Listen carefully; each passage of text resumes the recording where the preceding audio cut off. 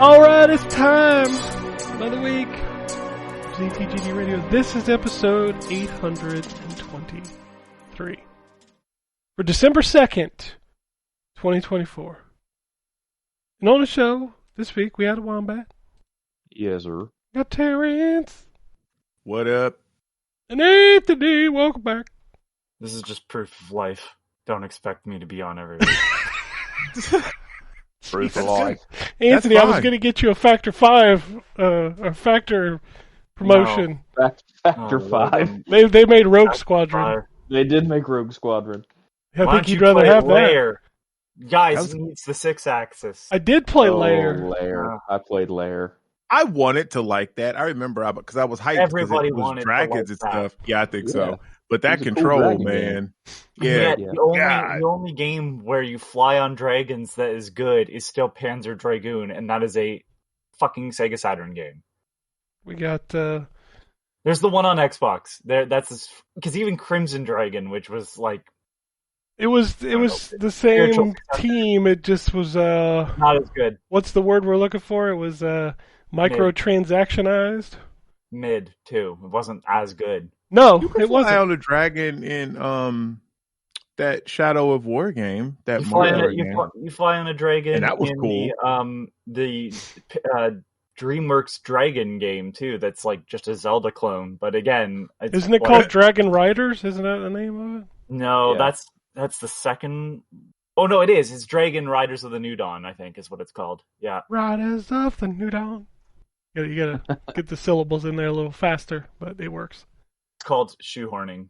Oh, sorry, no, it's Dawn of the New Riders. Sorry. Well, they're still riding the dragon.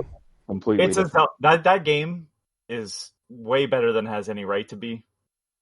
I mean, there's a lot of those, isn't it? Like the but Piglet outright- Silent Hill game, like going around lately. I don't. So every couple of years, somebody pulls out of their ass like, well, actually, this licensed game is pretty good, and I'm pretty sure it's just to up the price. I mean, that's what YouTube is for. How can you keep finding gems in things that are consistently mined? You know, eventually we just start making bullshit up. I mean, that's what we do every week on the Not ZTG saying Radio that game is- podcast. I'm not saying that game's bad. I'm just saying, like, do not pay $100 for that game. Well, no, there are plenty of other ways to play. Yeah, video outright games. games goes from that's a game to that's actually pretty good because they're the same people that did the the Justice League Cosmic Mischief or whatever. Yeah, you know. Oh yeah, that game was good. Yeah. It was on sale this weekend for like $10 on the Switch. It is worth every fucking penny. Yeah, I don't remember how much I paid for it, but I think I paid $30 on sale. I think I 'cause it's paid like a $20 for $50 mine. game. Yeah. Yeah, God, it's okay. a $50 game originally, which is still a budget price release, and it's definitely got the content.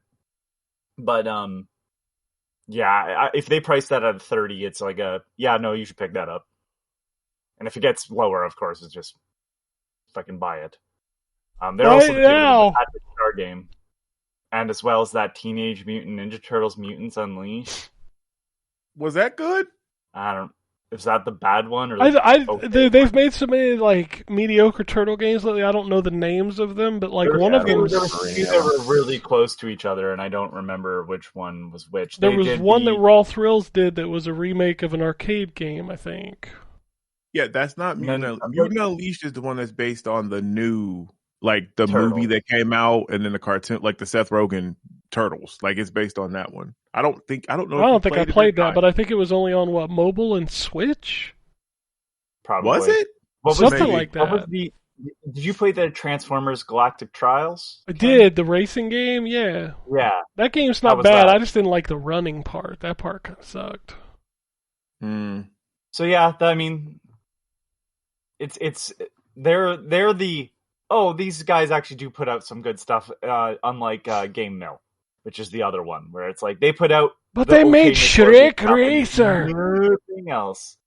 Shrek Racing. Nobody wanted that. No one. It wasn't even Do Shrek you Racing. mean nobody wanted the game, or nobody wanted Ken's Shrek impression? I mean, Probably why not both. Donkey. Really, like, Okay. It wasn't even Shrek Racing. It was fucking DreamWorks Racing. I was like, what else did I do besides Shrek? Oh, okay. I got you now. They're the ones that did the Looney Tunes Wacky World of Sports. Dude, that game is fucking terrible. I knew it was going to be That's bad another when one I I wanted saw to it be good. released. God, I wanted that to be good. Oh, it was looked ass. like it was going to be fun. It was ass. Meow, meow. All right. Well, Wow. I'll see if anybody has anything. Anthony, do you have anything you want to talk about? I played the new Mario Party. Oh yeah, Jamboree. Yeah, that one's got a lot. Like, I think if you're gonna buy a Mario Party, because let's be honest, Nintendo games don't go on sale, really, right? Right. This is the one to buy. There's only one complaint I have, and there's 3 mini games that require actual motion controls. Now there's mini games that you can turn on by just because you only use one Joy-Con for play. You can use the Pro Controller, but if it's using motion controls, you have to use a Joy-Con. I think that's just to make sure everybody is using the same stuff, right? But there's 3 mini games where you need both Joy-Cons, I think, to do it. Like there's a Toad Factory, there's a Flying Koopa one, and there's something else. You can't play those online. It's only local multiplayer. But I played with a friend. The boards are really interesting. We did a shopping mall, which was great because every 4 rounds, it's like Black Friday. Everything is on sale. And they actually add more characters to the store or to the mall, and all the happening spaces are related to different shops, and depending on what location, like what spot you're in terms of like players. So if you're in like last place, certain shops will actually deny you service. They only give it service to the top player. Escalators that only go one way. My friend got 4 stars in one turn, because now there's there's so many playable characters in this that you'll never have everybody being played at the same time in standard Mario Party. So what they do is they drop helper characters, which are one of the characters that isn't being played, and they all have different abilities. So Donkey Kong, you have to compete for them. But the person that lands or crosses these helper characters first, there's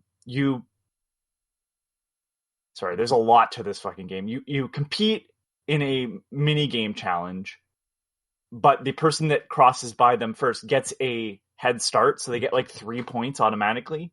But everybody's competing to have control over this character, because when you have them with you, you can buy 2 stars at the same time. You get double the amount of actions. So if you go to Boo and you're stealing a star, you can steal 2, or steal coins twice. When you go to shops, they'll serve you twice because you have 2 characters with you. But that character also has abilities. So like Bowser Jr., he puts down a coin steal spot on the spot you land on. So whoever lands on it next has to give you coins. Every character's minigame to get them to help you is different, because the Mario one was very different. There's a Donkey Kong one, which is basically Donkey Kong Jungle Beat. And it's a rhythm game, and you have to be the best at playing the rhythm game to get Donkey Kong with you, who will then fire you. At the beginning of your turn, you can choose to have him fire you to any random location on the board. Like, it's really neat. One of them's a racetrack, so you're constantly going around in cars, but they have like new power-ups. It's a lot of stuff in the standard Mario Party play. But there's another mode entirely that is cooperative between 8 players. And it's kind of brilliant. You're loading bombs into a can. So you have to run around, boxes drop on these stages that are like open. and all the players are cooperatively working together to try to bring down this giant Bowser. And you're loading bombs into a cannon, but you have to break boxes. And then after a certain amount of time, you have to play a cooperative minigame, which is 8 players. So it's hard to sort of get everybody working together, although we played two players with 6 computers, so it's a little bit easier for us. And depending on how well we do, we get items that help us in the next round. So the idea is that you're trying to defeat Bowser as fast as possible. But he walks around and damages players and will ruin your stuff. Really, really weird for a Mario Party to have this much content, because the single player mode is completely different. You're setting up the boards before they're playable. So like in single player mode, it's like, yeah, well, we're not quite ready for the party yet. So like you walk around the boards like normal. And there's different activities to do, because everybody's like, oh yeah, the shop isn't open yet, but if you can get me some stuff, that would be really helpful. So it's like an adventure mode. And then of course there's still minigame like island or whatever, because it's a bunch of islands now. So that's a lot of fun. I just can't believe the amount of content in it, because generally you kind of know what you're getting into with Mario Party. I don't know if they'll be adding more like boards, because they did that to the last one, I think, right? Yeah, they added like 1 or 2. Switch, like 1 or 2 would make this like the best Mario Party to own. It wouldn't shock me if they dropped like a Twitter, like, "Hey, we're adding 2 new maps and a character" or something. Yeah, I hope so. Only because like on the where they place all the boards, because it's like it sort of looks like a Super Mario World. It's like an island with like different areas on it. There's a spot down at the bottom that's a beach with like a crashed ship in it. So I'm hoping they do something with that. But yeah, there's like a mine area. There's a little Goomba island. The forest area with a giant Wiggler. That's kind of the main gimmick, is that Wiggler wakes up and then moves in a circle. Yeah, I was really impressed by how much content there is, and how much fun it is, because it is very chaotic, this one. But it's a little bit more upfront with it. I never felt like I was being completely robbed. Obviously, I have experience with Mario Party. People new to the series might be like, why are people getting stars at the end? But it gives you the statistics this time. I don't know if I hadn't played the last 2, but this time it gives you a full detailed breakdown at the end to show you who landed on what spaces and how many times, and who earned that many coins, and how many mini games did this person win, and stuff like that. So you can't really deny that fact, because like they're actually breaking down all the statistics for you to show you, and then it just is randomly selecting which ones to give stars for. I really appreciated that, because then it wasn't a question of like, I think I landed on more spots. No, it tells you exactly. I played more Deep Rock Galactic, and I'm sure I played other stuff. I was playing Rise of the Golden Idol. It's more of Case of the Golden Idol. There's a few changes. I think sometimes the cases are better, but the ones that are bad are worse than anything that were in the first game, in my opinion. Like the first game, I don't recall having an issue where I had to argue semantics with the game. Not to spoil the level, but there's one where the word. I had 2 words that could be used equally, hit and broke, because something hit a barbecue and broke its leg off. So I chose broke, because broke was more apparent, because it broke the leg off, right? Hit is not necessarily the full truth. So I put broken, but then I couldn't figure out why it wasn't accepting my answer, because it wanted hit in that spot. Because the way those games work is that you collect a bunch of words, and then you have to kind of put together who all the players are in the scene and what happened. And it fills it. You basically are filling in the blanks like a Mad Libs. And yeah, there's just that problem has never happened in the first game, and it happened here, which is a little bit weird, because you would hope everything's a little bit more refined.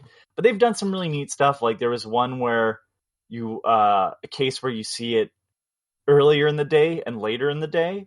So during the day and during the night. And at night, everybody's a silhouette. So you're using the silhouettes of people and what they're saying and what's on their person to kind of figure out what happened, which was very unique. There's just some small stuff in like this time they used the scenery in the background to really paint a picture of what happened. So stuff that you can notice, but that you wouldn't. That was because like in the first game, anything that you needed to know, you could click on and get a word for it. Which kind of dictated importance. This time, no, they like have clues that are like part of the static background. But yeah, that mission was kind of the last one I did where I had the semantic issue, and I was like, I don't know, not super happy about that, so I kind of put it on the back burner. I've been going through shit. I'm sure everybody has had shit happen in the last little while, so I'm not fully great. I will say this. It was kind of funny that the day I went to see a therapist was one of the fucking worst days. It just kept getting worse. And like, I went into that day with a positive attitude, and then just shit hit the fan, and it would not fucking stop. To quote a poet, the years start coming, they don't stop coming. But yeah, I think that's about it. I've definitely bought some stuff because it's a Steam sale. Funnily enough, I bought some stuff, but I didn't buy as much as I thought I would. I did buy. I'll go over the fun stuff that was easy. I bought Gimmick and Gimmick 2. Because I've never played Gimmick. I've seen Gimmick, but I also confuse it with Euphoria or Hebereki, which is the same game. I've not played it, but I've heard good things about Gimmick 2. So I bought that and Gimmick 1. I bought Euphoria 2 because I love Hebereki's designs. I bought a game called Scaleboy Refractured, which is like a game I played a demo of years ago. It was on sale for $5. I was like, okay, absolutely. And then I bought Hitman World of Assassination.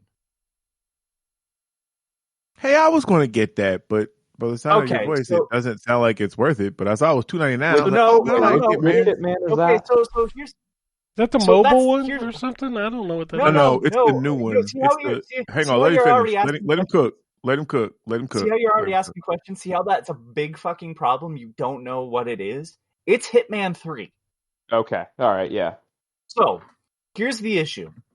Hitman 3 was rebranded. Now, part of that probably comes from the fact that we have to remember IO Interactive got the rights back, I don't know exactly what happened, to Hitman from Square Enix, right? They separated and became their own independent studio. Yes. World of Assassination is everything that was Hitman, Hitman 2, and Hitman 3 in one. So it's all rolled into one package, basically. Here's the problem: you go to the page. If you put it on your wish list, it'll say it's $2.99. Yep. That's for part 1. Oh, I see. Oh, they're trying to get me. I see. Which does not include VR or freelancer modes. Yeah, and it's very. But so I paid for the deluxe edition, which was $58.49 Canadian. Because that comes with like all the add-on content that you would want for Hitman 3 and none of the other bullshit because a lot of it's cosmetic packs and stuff. I needed a flow chart. And I'm not this is not one of those Yeah, because we've all joked about the pre-order ones, right? Where am I going to pre-order from? And then it breaks it down. This is just for purchasing the game. It is extremely confusing because you can no longer buy Hitman 1 or 2. Right. You can only buy. The only way you can get those maps and missions is in this larger collection of all of them, right? Right, and that's you know what. This has been confusing for a while. Ever since they started doing the mission by mission stuff in the first new Hitman, they've had this weird. Even with Hitman 2, where you could add in the Hitman 1 missions, it was like that. It was a little bit confusing. It was weird because you'd have to because Hitman 3 I think was Epic Games Store exclusive for a while too, and then if you had the first two on Steam, you had to use some weird program or whatever to get to put the first two games into 3 on Epic and all this stuff. So there's a free starter pack. You get the free seasonal content. I don't know what that is, just to be clear, and you get the training missions. So the starter pack is basically a demo, but honestly, if you've never played a Hitman game, I do recommend it because these are really well done games. You can see the evolution over time. I played the first game Stolen on PC, but then we bought the other ones when they started coming to PS2. I swear to God, I thought you were talking about that game from the PS2 Xbox era called Stolen. I was like, what the fuck are we doing? No. So yeah, so Terrence just showed he had to screen cap it in 2 parts. So part 1, crazy. The $3 one is the first sort of game. All right, and a little bit of 2, I think. So it's got Paris, Sapienza, Marrakesh, Bangkok, Colorado, Hokkaido, Patient Zero campaign, and 3 deluxe escalations. If you buy the standard edition, you get the freelancer game mode, which I believe is the rogue-like. So it's kind of like an infinite. It gives you a person inside the map that you have to assassinate. It gives you VR mode, which is great for anyone that has VR, but I don't need it. Hawke's Bay, Miami, Santa Fortuna, Mumbai, Whittleton Creek, Isle of Segal. I don't know how to pronounce that place. I'm sorry to anyone from there. Dubai, Dartmoor, Berlin, Chongqing, Mendoza, Carpathian Mountains, Ambrose Island. And then the deluxe version includes New York, Haven Islands, the 70 Deadly Sins campaign, 2 special assignment packs, 6 deluxe escalations, and a partridge in a pear tree. What the fuck are we doing? In a pear tree. So, I just want to assassinate people. What are we doing? So I had to use a Reddit to sort of figure out what was worthwhile. And of course, they're just the deluxe edition is what you're looking for is the deluxe edition. So just buy the deluxe edition. How much? But the thing that's kind of gross is that you can't put the deluxe edition as what you're wish listing. So it'll always say it's $4 on sale because it's the same page, and there's literally 4 add to cart buttons before you get to the DLC. This too much. Exactly. Right? Somebody in the Reddit said, if you want to make people not buy your game, this is a wonderful way to do it, because this is the biggest mess I've ever seen. These stores are getting this stuff is getting insane with I deal a lot with it on Xbox, how you go into the game details and there's 47 things installed, and it's just you have no idea what you're doing. Yeah, what are we doing? Just put everything in the game and then tag on your account what you have unlocked. So to make it easy for everybody to understand by splitting them into the actual games they were a part of. So Paris down to, I'm just including the main stuff here, but technically Paris down to the Patient Zero campaign is Hitman 1. And then Hawke's Bay down to the Isle of Segal, however that's pronounced, is Hitman 2. And then down to, so the New York and Haven Islands were also part of Hitman 2, even though they're in the higher priced tier. And then Hitman 3 is the Dubai, Dartmoor, Berlin, Chongqing, Mendoza, Carpathian Mountains, and Ambrose Island. That's great. They split up the games between the two. That's wild. I'm not sure why they wouldn't just say Hitman 1 and then all the stuff. Hitman 2, all the stuff. Hitman 3 and all the stuff. You can't have both. If you're going to create it as one package, make it one package. You can't have the bones of Hitman 1, 2, 3, but then call it one thing.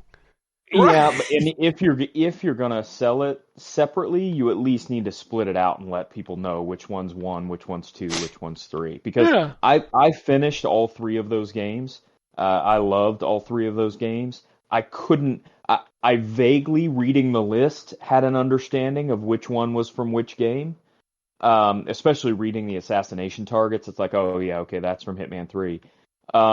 But having played all 3 games to completion, I wouldn't have known what to buy in that package.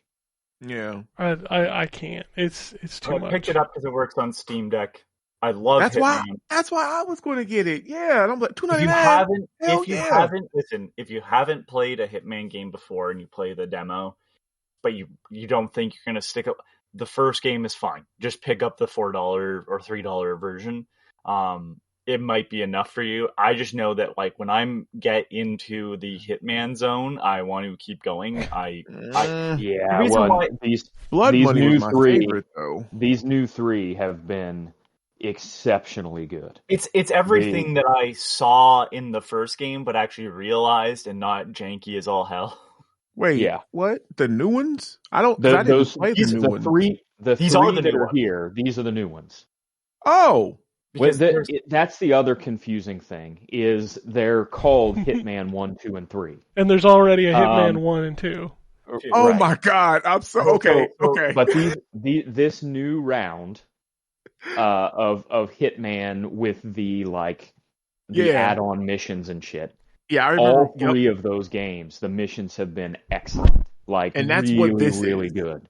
That's what this bundle is. Okay, yes. okay. That's why they called it like Hitman 2016 or whatever the year it was. It came out. Fuck. Yeah, I thought this was the original. No, 3 was Blood Money. The first game was 2000. That's what I'm saying. The first game is way back there. Yeah, it's like in 2001. And I don't know how we got it, but we didn't pirate a bunch of PC games. We barely played PC games. I had like the cereal box stuff. That was about it. Right. And my dad got this, and I remember being surprised at the freedom. And now you look back at it, and there's these tiny little maps. But I just remember there was a mission where you have to kill somebody in like a Chinese food restaurant, and you escape like using the bathroom. Yep. But you could leave through the front door too. Yep. So Hitman, that was Hitman Codename 47. So then it came to PS2 time. We bought Hitman 2 Silent Assassin, which is one of my favorite soundtracks of all time as well. Jesper Kidd did all the soundtracks for like the first games. Then we've got Hitman Contracts, which was sort of a weird mix of Hitman 1 and some other stuff. We didn't love that. Yeah, it was almost like a way to get one on some of those levels that were in the PlayStation or the original onto console, basically with the Silent Assassin engine. Yeah, and then there was Hitman Blood Money, which I honestly was like, I'm okay because I didn't love Contracts. Blood Money was great. Yep, I've played a little bit of it, and but my PC at the time just couldn't handle it, which is the story. That one got a remaster too. Yep. Then there was Hitman Absolution, which is where we were started to realize Square Enix shouldn't have this license anymore. Which I loved. I know a lot of people hated Hitman Absolution because it wasn't an action game. Yeah, that's the only one I love. It's more my jam. It's not a bad game. Yeah. It's just not. It's not Hitman, and that's why I liked it. It's not a Hitman game. Yeah. Well, there's that's not 100% true because there are, I think, 2 levels, maybe 3 levels that are in the old style. But the vast majority of the game is an action game. It's not a Hitman game. I'll be honest, Hitman Go kind of slaps. That's a good game. Yeah, that's a fun little mobile series, game. Yeah, the only one of the Go series I never played was the Deus Ex one because it was a live service. Yeah, I didn't play that one either. But Lara Croft Go is really good too. And then 2016 they reboot and it becomes just Hitman, and that's why I say like the new Hitman games, because from there the games play like what they clearly were going for back in 2000. Yes. Which is very stealth and slow and methodical. But with an amazing engine that can handle shootouts and not be a fucking disaster. Yeah, and I think the as much as I love those original 3 Hitman games, I think these last 3 have been the best in the series. I mean, go back and do like the first mission in Silent Assassin where you have to get into the compound in what I think is Italy, right?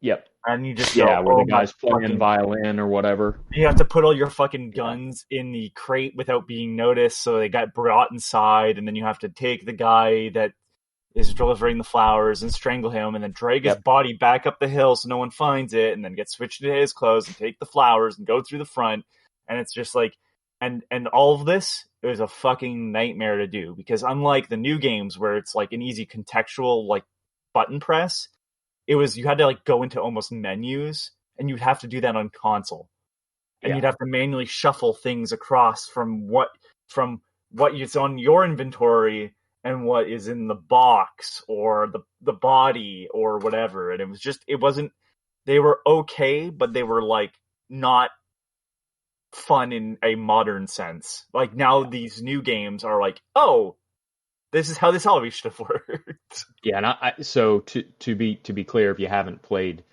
them yet, the new 3 do have the new 3, which are the 3 in this package that Anthony is talking about, the World of Assassination. The third one is the best, but they are all 3 part of a broader story. So you do get a consistent story told from the 2016 Hitman 1 through this newer Hitman 3. It's worth playing all 3, not just because they're really good, but also because if you just play the third one, actually I don't even know that based on this package, it doesn't look like there's even a way to just play the third one. No, not anymore. So so it doesn't matter. But they are consistent. It does have a consistent story through the 3 games. It does not have it does not have a consistent production value though. They ran out of money in the second one. Square didn't give them as much money, so the cutscenes are like still images. Yeah, the second one. I don't know if that's still true or not, though. No, they never. I don't think they went back and fixed it. Okay. Because the second one had some good missions, but it's my of the 3, it's probably my least favorite. They had the least amount of money for that one, for sure, and it shows. The Miami mission, which I think is the Miami mission. Whichever one has the racetrack mission, that's the one I'm forgetting. I'm pretty sure it's Miami. That one's good. That mission is good, and there's a mission. I think it must be the Santa Fortuna mission. I don't remember. It's got the where you're basically in a war zone or like a revolution, middle of a revolution. That one was good too, but the rest of the missions there weren't as good. But I think it's the Sapienza mission that's very similar to the mission that Anthony was talking about at the beginning of Silent Assassin, where you have to kind of break into the guy's compound. This is sort of the reason why it's called Hitman is it's sort of a reboot, right? But it's also taking in some of the aspects of the original. Oh, thank you. You guys answered my question. It is kind of story-wise a reboot in that it recognizes that the events of the original games happened kind of vaguely, but it's basically a story about 47's backstory and his interactions with Diana and stuff like that. So the first game. Also, I will say this: I do love that they've kept the voice actor consistent. Yeah. Because he's good. He's amazing. Is Diana still the same too? I think so, right? I think so, yeah. Yeah. The first game is really fucking weird. The second game delves into that. I'm not talking these ones. I'm talking the original 2000 games. They go a little bit science fiction-y. So I always love that about those early ones. But I will say this, the reason why they sell it all together now makes a little bit of sense, because when they were releasing these games separate, you could bring the old maps into the updated engine. Yes, you could. So now all the games actually play the same, because there were minor changes from the original release of 2016 Hitman to the Hitman 2 to Hitman 3. So that was the reason why you could bring those levels forward. So selling Hitman 1 now would be a little weird, which is why I think they do the $4 whatever it is. I just wish they fucking labeled it better, which is kind of my big complaint, and that started us off on this big Hitman talk that no one else has had in years. Well, I mean, I want to buy it. I feel like it should be labeled, like it should be split up differently. Because as it stands, I can buy the standard edition and play 1, 2, and 3, but not all of it because I won't get New York and Haven Island. Yeah, so New York and Haven Island were like extra maps in the first one, I think. I don't think they were. I'd have to look. What's funny is I don't even know if my Hitman 1 will even boot at this point. No, you have to boot it from the into. World of Assassination. It's all just one executable. Well, because that's the case, then I'll just get the standard one. Because then the standard one has 1, 2, and 3, right? Yeah, hold on. Let me look, because I can get there without spoilers based on the fact that I've played this before. Boy, we had nothing to talk about today. I know, right? I mean, I can't help that this speaking of, is the worst fucking selling system I've ever seen for a video game. I mean, it's always been bad. And for a good video game, like I don't think I would care if it was. And I'm not. Nobody'd be having this conversation if it wasn't good. If it was a sports game. Sports games are always a mess, right? So I just kind of I brush that shit aside, right? Because they have I mean, NBA is famous for having 700 different versions. I was going to say Madden originally, but Madden doesn't even do it that much. Like NBA 2K has I'm sure Madden does do No, that they all now. have 3. All sports games have 3 versions. Didn't one of the NBA have multiple because they had the Black Mamba edition and shit like that? Yes, they have. They have a fourth. Yes, because they do the little special player editions. The Jordan edition, the Black Mamba edition. And it's well, what do I want? The most expensive one. Well, generally. Yeah, so this is, if I'm reading this right, and it's been so long since I played, so the New York and Haven Island are both, New York and Haven Island are both connected to the second game. Flowcharts. We need them. Haven Island, I remember that mission. So those two are part of the story of Hitman 2. Crazy. So that's kind of fucked up that they would sell the stand, because those are the last 2 missions. Those are the last 2 missions of Hitman 2 are on New York and Haven Island. This is why people hate modern video games. They added some bonus missions that take you back to locations from the first game, Hokkaido and Sapienza. Those are bonus missions added to the second game. But New York and Haven Island are the last 2 missions for Hitman 2. Damn. See, I was trying to save some money. Yeah, that's fucked up. Fucked up that they why would you split it like that? And not the standard. Yeah, so in order to experience the whole story, you have to get the deluxe edition. Pretty much, you have to. It's called the FOMO. Don't fall for the FOMO. Yeah, and those are good missions too. See, those are good missions too. God, unfortunately, I guess I'm paying $44.99. Ain't that about a bitch? Oh, how does it run on Steam Deck though, Anthony? Before I spending this money, I'm implying I started it. This nigga. We just had a half-hour conversation about a game motherfucker didn't even play. Right, he ain't even booted the bitch up. Ain't that about nothing? I'll let you know. I'll download. I'll start it up right. I'll download it now, and then it ain't even installed. I can tell you it runs very well on Xbox. I've owned all of it for ages. I played the first one. It's not on sale.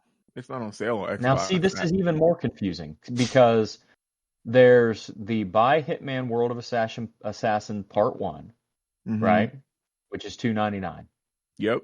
Buy Hitman World of Assassination, which is $27.99. Yep. Okay, which should technically get you the first game. It does get you the first game. Then there's the deluxe edition. So the standard edition isn't even listed here. And then there's the Hitman World of Assassination Deluxe Pack Bundle. I saw which includes the 7 Deadly Sins DLC, the Hitman 3 Access Pass DLC, which includes the Hitman 2 expansion pass, and the Hitman 3 Deluxe Pack. Do you understand now? Do you know what they did? They got you in the door for $2.99, and then they said, "Gotcha, bitch." You want another hit? Oh, but this deluxe pack, the World of Assassination Deluxe Pack is just the special assignments and like DLC outfits and shit. And I've been told some of that stuff you can skip. So yeah, that's the reason why you buy the deluxe version of Hitman World of Assassination and just leave it there. Man, listen, this really feels like a gotcha bitch situation. Like, what are we doing out here? And sound effects. We need a flow chart. This is way too confusing, and it like Anthony said, it sucks because the games are all really, really, really good. So Marrakesh is the one, by the way, where they're having the revolution. And that one's good. So what I'm going to say is that if you've never played a Hitman game, the demo takes you through the tutorial, and you can play that tutorial multiple times because it gives you challenges on ways to approach the situation, which is something that they didn't do in the original series of games, to help you kind of figure out other ways to do it. Like, I believe you're on a boat that's not on the water. Inside a giant silo, and it tells you hey, why don't you try poisoning the drink, or why don't you have something drop on them, or so things like that. Play around with that, because ultimately all these games have been sandboxes essentially for chaos.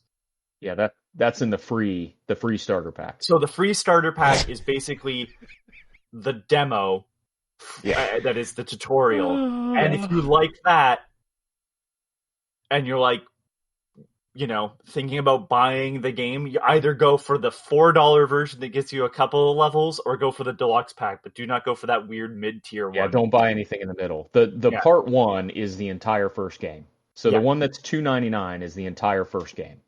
That's cool. Okay. Yeah.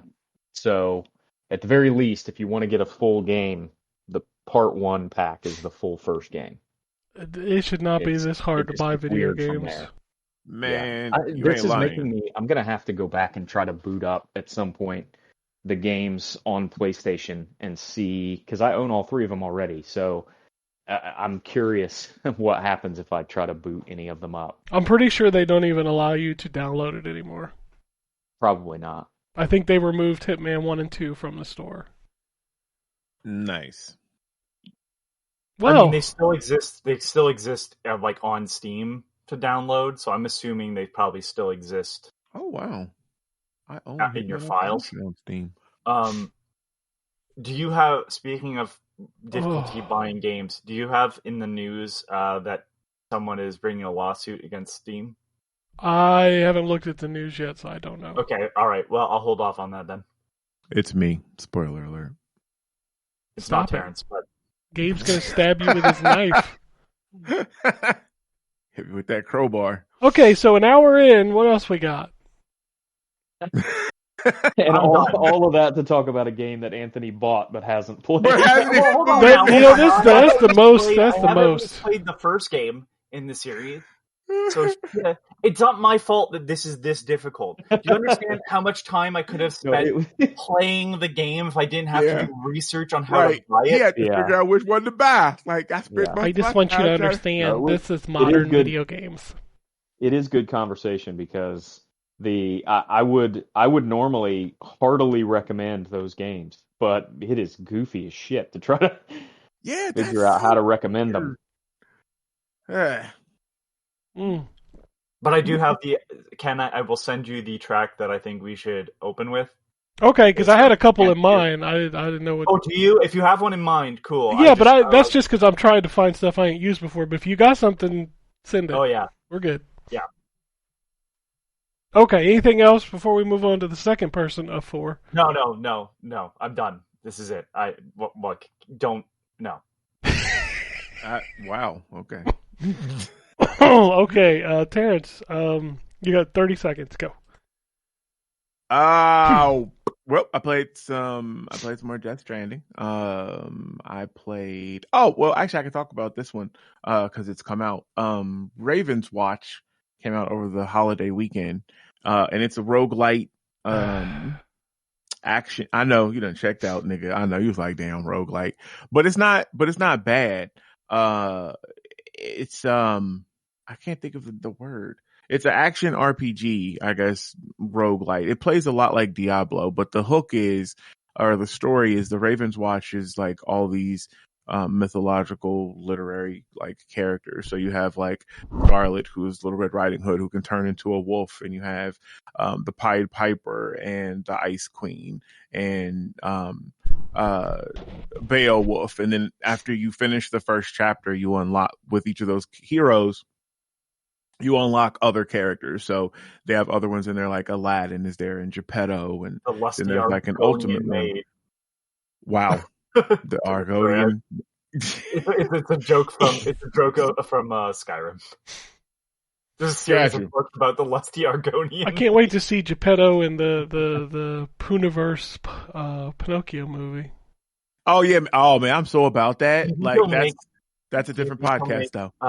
Pinocchio lie, and then like the nose of Pinocchio will pierce through someone's chest. Of course, it'd be through their eye. It has to be through their eye.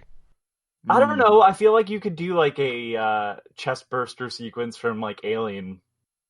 I mean, you could maybe like the nose like turns into a tree in their chest or something and explodes. That'd be fun. Why do I feel like I've seen this before? Has that happened? I mean, it probably has somewhere, some movie. Yeah, that sounds okay. Well, anyway, so it's not bad. Like I said, it is a roguelite, but you can play it. It's 4-player online co-op.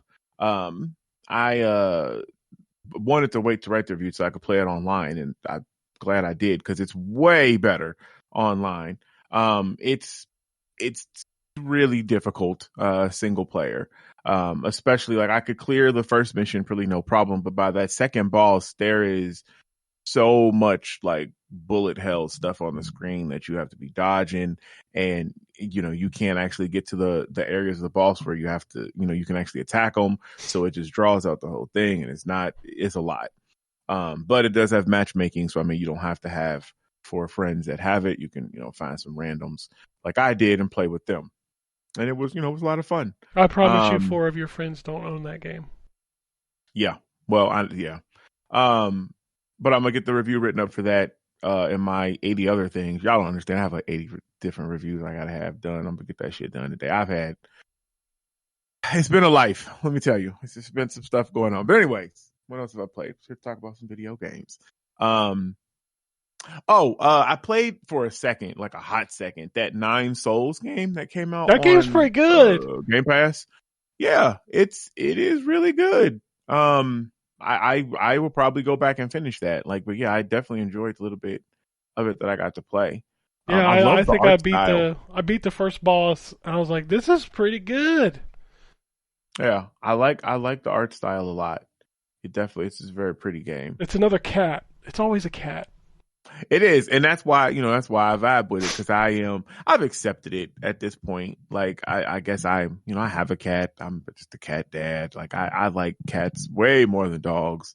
Same. Cats are cool because they do their own thing and then come back and be like, oh, pet me, give me a treat. Yeah, they sleep like 20 hours out of the day. Mm-hmm. Yeah, dogs just want to be in your face all the time. You got to clean up off. Man, it's too much. It's too much. I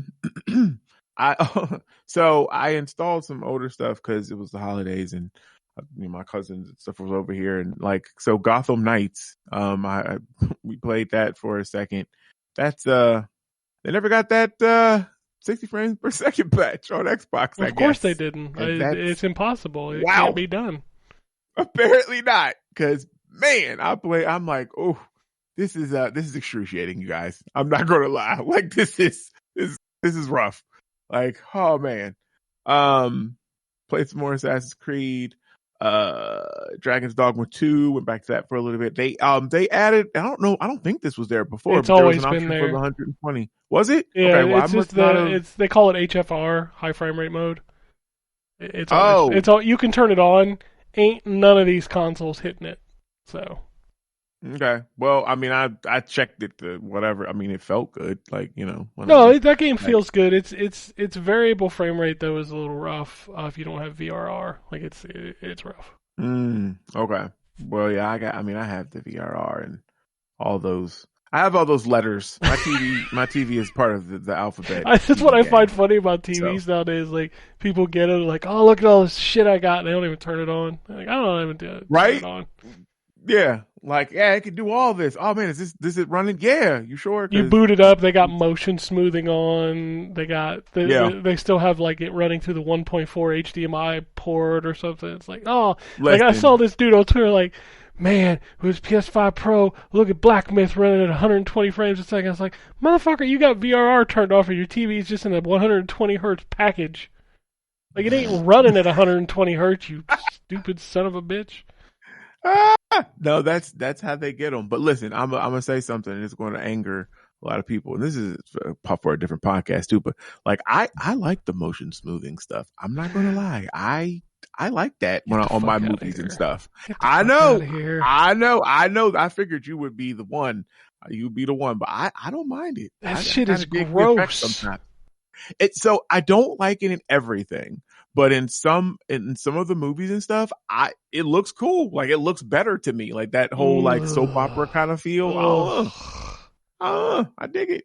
You know what? Anyways. Your movie opinions are completely invalid and void now. Wow.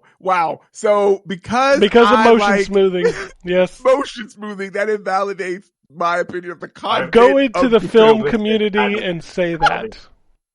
Fucking Tom Cruise is sending Scientologists to your house as we speak. Yeah, they're at the door. Jesus. That's what the doorbell ring was. Dang, that's messed up because I fucks with Tom. Like, I'm trying to see this. Well, he doesn't fuck with motion smoothing. I just want you to know. His big thing before like Top Gun came out about turning that fucking shit off. Yes, I do. Yeah. Absolutely. You didn't listen to Tom. Yeah. No, because listen, I appreciate that Tom is willing to strap himself to a real airplane, like while he dangles off of it, all for my entertainment. I ain't gonna listen to Tom about how I want to watch my film. Get the fuck out of here, Tom. I'll watch it how I want. Like, that's what I'm saying. Well, if you want to watch it wrong, that's fine. Good Lord, you have me fucking agreeing with Ken. I shouldn't have come on this podcast.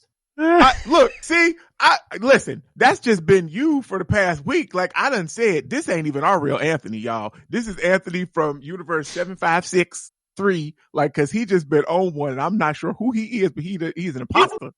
He's motion smoothing. Who the fuck are you? Who the fuck are you? That's a good question. Close to the mic and everything. All right, listen, I'm gonna tell you. Petey Puff, mother. No, I'm just kidding. No, listen. You done fucked up saying you like motion smoothing. I'm just gonna say I don't turn it on everything, but there is some stuff. And I mean, I'm a real nigga. Like, I don't give a fuck, whatever. Like, I do watch some of my stuff with it on. Like, some of it, I like it. Like, my Star Trek stuff, I prefer motion smoothing on for my, like, science fiction movies. Mission Impossible, not so much. I actually don't turn it on for that stuff like that. But you're just trying to get in Tom's good graces, and it ain't gonna work. Nah, Tom can send his boys. It's fine. You just come on through with the Scientologist. It's fine. I got a copy of Battlefield Earth around here somewhere. That should win. The Enterprise. Something. The Enterprise is powered by Gene Roddenberry turning over in his grave. Yeah, because you want to watch Star Trek with motion smoothing. Motion smoothing. You know what? That's fine. It's whatever. So back to the video games that we're here to talk about. This is another, if you want to attack me, Anthony, from motion smoothing, you come on TNA After Dark. How about that? That show that doesn't exist. For my motion smoothing. You gonna motion smooth the audio in it too? Get the fuck out of here. I'm gonna auto-tune this whole episode. That's what's gonna happen. Oh, man. Oh, okay. Wombat over there just like, I don't know what y'all talking about. I can't see this shit. Right. He like, my TV look fine. I just all the phone options is on. It's great. I don't know what these niggas talking about. I thought you said you would stop if I came on the show, Ken. As if I don't fucking listen. Stop what? What did I miss? Making fun of my goddamn television, you stupid asshole. I said wombat. No, he said wombat. He was talking about wombat. I ain't made fun of your television for a minute there. Nah. You He's talking about wombat. I have a nice television, but I don't know what any of the fucking shit does. Oh my god! See, he's that guy we talked about earlier. He's like, I got all this shit on my TV, but I don't know I don't turn it on. I have game mode. Yep, you need so that. I have the VRR and all that stuff on. But, Yep. Okay. Are you sure? But I don't. I turn motion smoothing off because you're a normal human being. You just saw how I was getting attacked, and now you're like, nah, fuck that. No, I ain't gonna rock the I genuinely do turn it off. I don't like motion, like any game that has motion blur or any shit like that. I turn it off. So that, like in video games, definitely I turn off the motion blur. That's the first thing. I hate fucking motion blur. All that shit can go. Chromatic aberration, kiss my ass. Yeah. I don't even know what that does. Like the little explanation. Go ahead. It gives you like the same kind of rainbow effect around certain things that you would get in real life. Oh, based on when the light hits. Okay. I man. Wow. I get so tired of this, like people talking about this stuff, and it's like those dudes that like do the calibrations for your TVs. They're like, this is accurate. I was like, this is accurately looking like shit. Yeah, we talked about that. Those things aren't. What? It's fucking pixels that light up. Yeah. Like, right. You need to turn the color down and the brightness. This is what the director printing a picture out. Accuracy don't mean shit. Because I've had to calibrate monitors so you know what you're looking at and what comes out as print are the same. But anyways, this is why are we? What the fuck is this? Because he started on the motion smoothing shit. This is remember just about sales and goddamn fucking the world. We're all old. Do you remember when you had yelling? Do you remember when you had to degauss your monitor? Yes. Yeah. Hey Ryan, does your back hurt? Yeah, all the time. I remember that.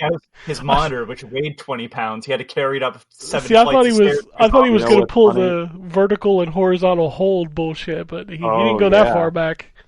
Yeah, no, not that far back. But I did have a monitor that had vertical and horizontal hold. Yep. But we had a television at our old condo before we moved that I don't even know how I got it upstairs, if I'm honest. And when we moved, I was like, I'm about to just push this thing out a window rather than try to carry it downstairs. Because that thing was huge and heavy. Eventually, we decided we were going to give it away, and I'm like, you can have it, but you got to get it out of my... That's what we did, yep. Upstairs. Yeah, I got to come get it. Got to carry that 32-inch fucking tube TV up a flight of stairs. Yep. Get the hell out of my house. Mm-hmm. Yeah. Bring them strong backs. Y'all lift it on down here, because nah. That's so funny. God, I can relate. All right, so I'm just about done. So the Steam sale. I also copped a bunch of stuff. I have some other stuff on deck that I'm thinking about getting. But I got Fallen Aces, which I think is that dude that you like, Ken, that developed the... What's it? Need Blood or something? Like they made that dark game or whatever. Yeah, I know Dave. New Blood. Dave runs New Blood. Yeah. New Blood's the publisher. Dave Oshry runs New Blood. He's a cool dude. Gotcha. Well, yeah, Fallen Aces is cool. I didn't realize it was like early access. I thought it was complete. So they only have like the first chapter in there. Mm-hmm. But it's like a noir style game that's, those kind of boomer shooters that you like. It's kind of dope, like the little bit that I played of it. Like I wish it was complete, but it's they'll finish it. $10. They'll finish it. I harass him on Twitter all the time because Dusk was supposed to come to Xbox and it's still not there. Really? I really thought that had already come. Okay. It's on everything, but it came to PC first, then Switch, finally went to PlayStation, but still no X. And every time he mentions Dusk, I'm like, when's that Xbox version? He just gets mad at me. It's funny. Nice. So this is the game y'all play at this point. I got you. What else? Oh, I bought Red Faction Gorilla, the remastered edition. Just because it was like $1.99. Yeah, like, and I was like, oh man, and it works on Steam Deck, so I copped that. And it works really well. Like, I had no issues running. I played the first opening bit. And then I got the Brew Barons, which came out, I guess, earlier this year. And it's not, I don't know if it's necessarily open world, but you have a pretty big area to explore. And the whole catch is, like, you have these airplanes and you're running a brewery, and there's like pirates that are around, and like air pirates that you have to fight and stuff. But you fly around and collect, different resources like fruits and different stuff, and then you bring that back to your brewery and you turn it into, various kinds of liquor that you turn around and sell to the bars. No offense, but I can't keep making things in video games. I feel it. I like flying games. I mean, I like the space ones. So that's really why I like, and obviously because I like, oh God, what is it? Traveler's Rest, where you're running the bar and stuff. Yeah, this is kind of an extension of that, but it's less about the, you're on foot and all this stuff. It takes place like in the airplane and then menus, really. But like there's dog fights versus the like the pirate forces, and there's like zeppelins and stuff. It gives me what is that? Crimson Skies vibes when you're flying around. But it's the art style is very like that Sega RPG where it's like cell shaded that came out. Oh, I can't think of the name of it. There's a bunch of them. Like they, like when you shoot the guns, it even says like the sound effects like blam blam blam. Damn it. He said Sega cell shaded. Valkyria. Yes. Valkyria Chronicles. Yes, it's like that. Yeah, it's graphically like that. Graphically, it looks like that game. And I love Valkyria Chronicles games. Yeah, I've heard good. Like I own, I think, a couple of them because I bought them on sale, but I have never actually played them. But and I was getting fucking Hitman earlier. Go fuck yourself. Well, you also had a 2-hour dissertation about Hitman. My fucking fault. The scoring system. You were confused. I saved you $4, motherfucker. I love you, Anthony. Oh man. But yeah, that's really all I played. But the Brew Barons is pretty good. I haven't put a whole lot of time into it, but the little bit I played, it's definitely those, like, my type of game. I know y'all hate those, or have to make the different stuff in the games, but like I dig what I played of it so far, and it works on Steam Deck really well, which is nice. So I'll have to Steam Deck. How much was it on sale? 15. It's $15. I have to check that out because I like Traveler's Rest and stuff like that as well. So, and I also like flying games. So, and with Steam, as long as you play under 2 hours, you can refund it. Like, no question asked, to get your money back. So yeah. But that's it. That's all I got.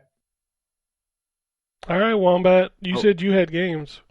I do actually have a couple games to talk about. So so first off, I finished Black Myth Wukong. Like completely finished it. I don't know. Would some people consider it a spoiler if I said the number of bosses? I'm sure some weirdo will, but if you don't want to know the number of bosses, turn the volume down for a brief second. There are, I think, 106. Christ on fire!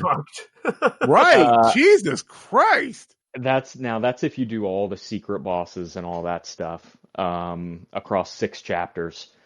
But I finished it with all the bosses and the secret ending. And man, oh man, that game is so good, unbelievably good. So it's the last boss is very hard. Also, the last secret area, there are 3 bosses that are very, very hard. So I'd say the last depending on how you want to classify them, because some of them have multiple phases, but if you beat the first phase, you don't have to play the first phase again.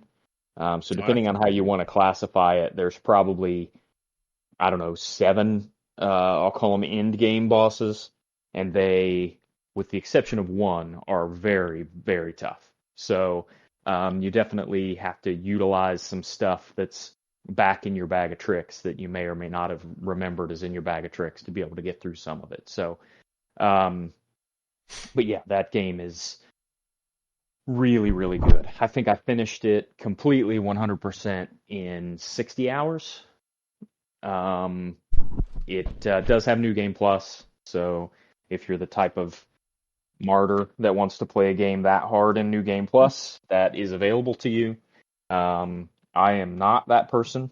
I have never done New Game Plus, I don't think, on any game I've ever played, and I don't intend to for this one as much as I loved it, because I'm done with it now after 60 hours. So eventually maybe I'll go back, because some of the boss fights were really, really fun. So it might be fun to do some of them again, but yeah, that game's tremendous. So I hope, as I've said many times, that it also comes to Xbox so that everybody can play it. But I think it's being announced in like a week and a half. I hope so. I also hope it does well at the Game Awards, because the story and the environments and just the design on the bosses and everything is really good, and the animated cutscenes between chapters are also really, really good. So I hope they get some production recognition at the Game Awards. Outside of that, played a little bit more Call of Duty. That's going to be my sort of palate cleanser game now that I finish Wukong, before I start something else. And then, so I in the Steam sale, I bought some stuff, and it wasn't on purpose, but it ended up being kind of a side-scrolling shooter Mega Man clone run for me. I'm sorry. I didn't realize that one was going to be so bad. Yeah, so let's talk about that one first. So one of the ones that wasn't on my list until Anthony put it on the list was Crisis Command. It was $2, and I thought, you know what, this looks like so shameless a copy that I have to buy it for $2. And I wish that I hadn't. So I'm not gonna bag too long on what is clearly just somebody's game maker game that they made for fun and put up on, but it's broke as shit. And it's a full out carbon copy of Mega Man, like complete with charging your weapon up, and there's a none of the bosses, at least as far as I can see, are named. But the one boss is clearly supposed to be Quickman, and when you go into his level, there are the laser beams, like from the Quickman stage. Yeah, so it is it's shameless and it's not good. So don't buy that one. One that is good and came out this year, and I have wanted to buy a couple times, but the price was finally right, thanks to Steam's auto bundling, where you still get the credit for the bundle price if you already own one of the games. It's in a bundle right now with Gravity Rush, and that's Berserk Boy. Oh, that game's really good. It is really good. You mean Gravity Circuit? Yeah, sorry, Gravity Circuit. Yeah, I do that every time. I think I do too, yes.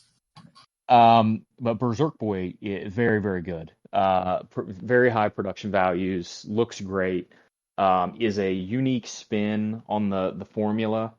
No falling through the floor into the void. No. Running while the boss stares sullenly at you. It's got a pretty cool flow to it. Some of the, at least early on, some of the attacks are kind of dash attacks, and you can dash into an enemy, which tags them, and then you can press the B button to shoot like an electric shock thing at them, which is homing. It's got a really. That's from Gunvolt. Gunvolt is a lot of that shoot a dart and then use electricity to hit the enemy. If you haven't played Gunvolt, I do recommend them. That's another one that's on my list. The Mighty Gunvolt series is actually kind of better because it's more like the original Mega Man. Well, Gunvolt is more like Mega Man X. Gotcha.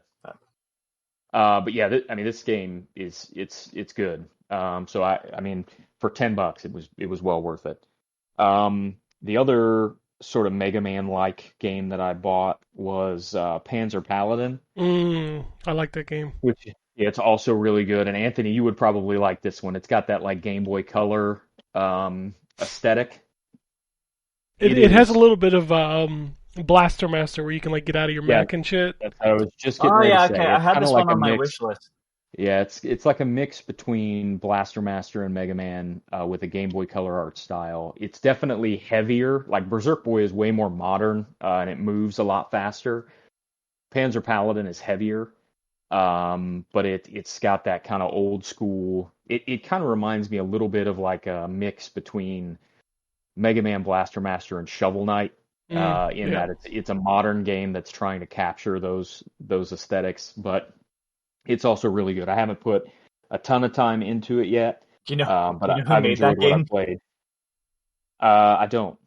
Tribute Games, who you might know from the amazing Shredder's Revenge. Oh, okay. All right. Yeah, that explains something. You might want to look at Steel Assault as well. Steel Assault is okay. It's very hard. Because that looks very Mega Man-esque as well. So it's more Shinobi meets okay. What was it? Ninja Gaiden. It's good. It's just very hard. They did Mercenary Kings. Oh, I love Mercenary Kings. That's a fun game. Curses and Chaos. I don't think I've played that. I don't know that one at all. Ninja Senki DX. I've heard of it. I've never played it. Flint Hook. Flint Hook is good. Very good. And a game I really like called Wizorb, which is a Breakout clone, but you are a wizard, so you have spells and stuff. Yep, I remember Wizorb. I'm looking at the Wizorb is $1.19. It's worth every penny. Oh, there you go. Yeah, I'm looking at their collection right now. So Panzer Paladin is very good so far. The only thing that annoyed me about Panzer Paladin was the weapons breaking very quickly. Yeah, and you've got to give up one of your weapons if you want to have a checkpoint. Yep. Which is interesting. So we'll see. I'm very early in it yet, but I've enjoyed what I've played so far. And I'm a sucker for those kind of games anyway. The other game of that ilk that I picked up was Mechtermination Force, which I've had my eye on for a while. Boss rush game. Unfortunately, it doesn't work at all on Steam Deck. To the point that ProtonDB, the status is listed as borked. So I don't. That's so weird because I had to refund that one. Unfortunately, it's one guy. Switch, no problem. It's one guy, and he's basically killed himself to get it on everything. So I get it.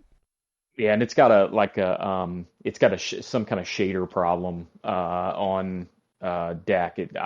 I'm getting an error message regardless of how I try to boot it with like a shader's not compiled error message. But reading through it sounds like even if I got that fixed, there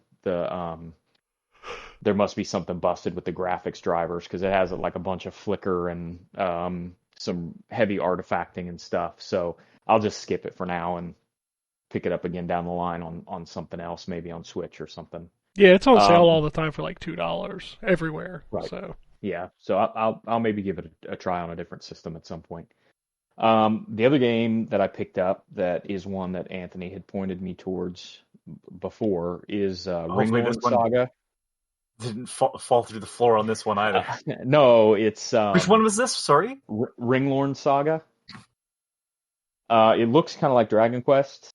It does not play like Dragon Quest, although it is kind of the grid-based NES style RPG.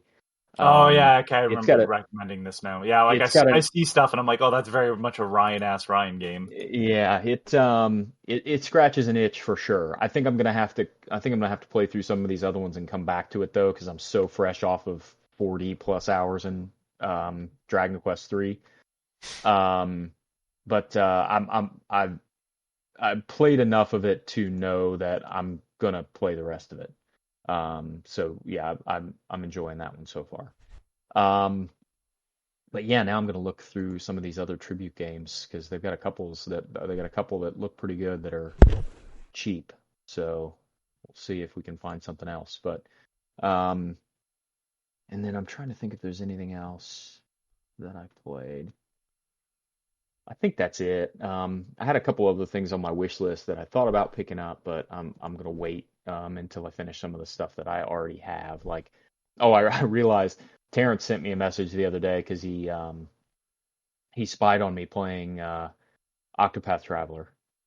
But in reality, I was just surprised that I could even access it because I installed this thing called Play Night. I don't know if you guys have heard of it. Mm-hmm. It's Play Nite.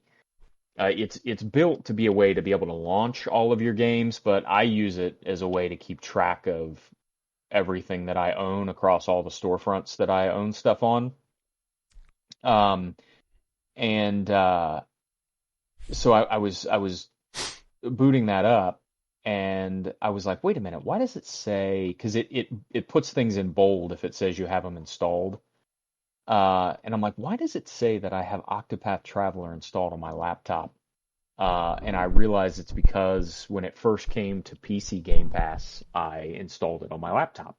And I was like, oh, I wonder if that still boots. And it sure does. I was not aware that Octopath Traveler was still in PC Game Pass, but the first one is. Yeah, it's in Game Pass. Yeah, but I think both of them are. Yeah, both of them are. Yeah. I own the other one on Steam. I don't own the first one on Steam, but I do at least have access to it now, so I can go back and finish the first one. I only put probably 10 or so hours into it. I never went back and finished it. So, but like I've got Sea of Stars and Live Alive, whatever you call it, on my list as well. But Live Alive, if I remember looking it up properly. It's the worst of all the options you could take. Because that's on a pretty good discount, but I can't justify picking that up when I still have Octopath to play, both the first and the second. So, don't you want to feed the little gremlin in your head that says "Buy yourself something special"? Yeah, I already fed him with a couple things this week. I'm still hungry. There's a couple other things on sale that I've been looking at, but I'm gonna wait until they get they're gonna have to get a little deeper, I think. I did consider picking up UFO 50, but again, that's another one where it's hard for me to justify that when I still haven't finished the Atari 50 collection, which isn't the same but is sort of structurally similar. So yeah, we'll come back to that maybe. But yeah, that's it for me. All right. Well, I'm not going to be very exciting, unfortunately, because the game that I am playing, which I can tell you what it is, but I can't tell you anything about it, is Indiana Jones. Oh, it's ad time. No, I'm kidding. No, it's Indiana Jones for Xbox. And unfortunately, I can just tell you I'm playing it. That's all I can tell you for now. So tune in next week. I'm going to try to get my review written, but we didn't get a lot of time with this game. So I'm hoping to have my review up on the 5th. We'll see. But what else did I play? I mean, I'm sure y'all want to hear about my Overwatch exploits. So I won't go into that. That's cool, because next week we can trade stories, because I'm going to have some Marvel Rivals exploits because it comes out on Friday. Way to spoil the new releases. Yeah, spoiler alert. Nah. No, I've been blessed by the matchmaking gods. I have won like 90% of my games over the last week. Damn. Yeah, that is So good. I fell all the way down into gold. I'm all the way back up into diamond now. So. All right, well, maybe things are turning around. Hey, I hope so, because there's a new tank coming. So I hope the game is good. I thought this season would be the first season I didn't max the battle pass. I maxed the battle pass. Where you say that because you said that when I was still playing. Yeah, I don't think I'm gonna max this one out. The man ends at level like 87. Like it's well beyond whatever. I'm like, ain't that about a bitch? I've only prestige 2 of them, but I have finished the main battle pass of all. Now 13 seasons. Can you believe it's been 13 seasons? Dang. Yeah. We talked about 9 Souls. I played a little more Dragon Age. You know what I think?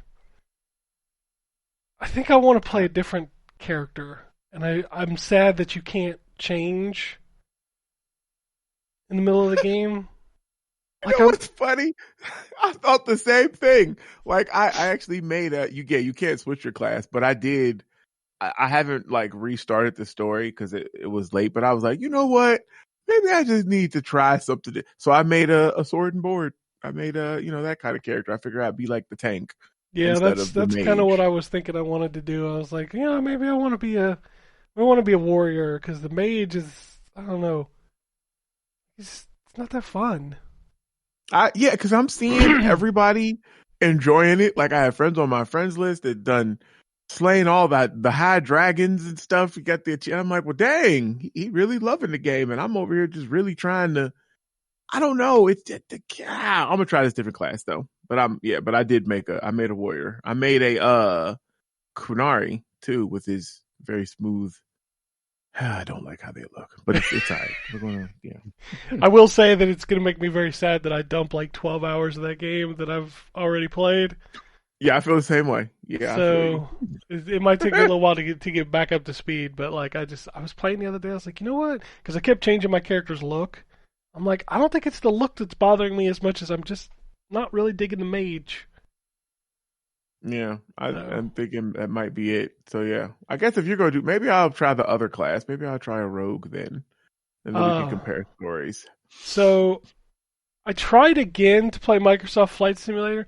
Jesus fucking Christ, this thing is laggy as balls. Yeah, I completely gave up.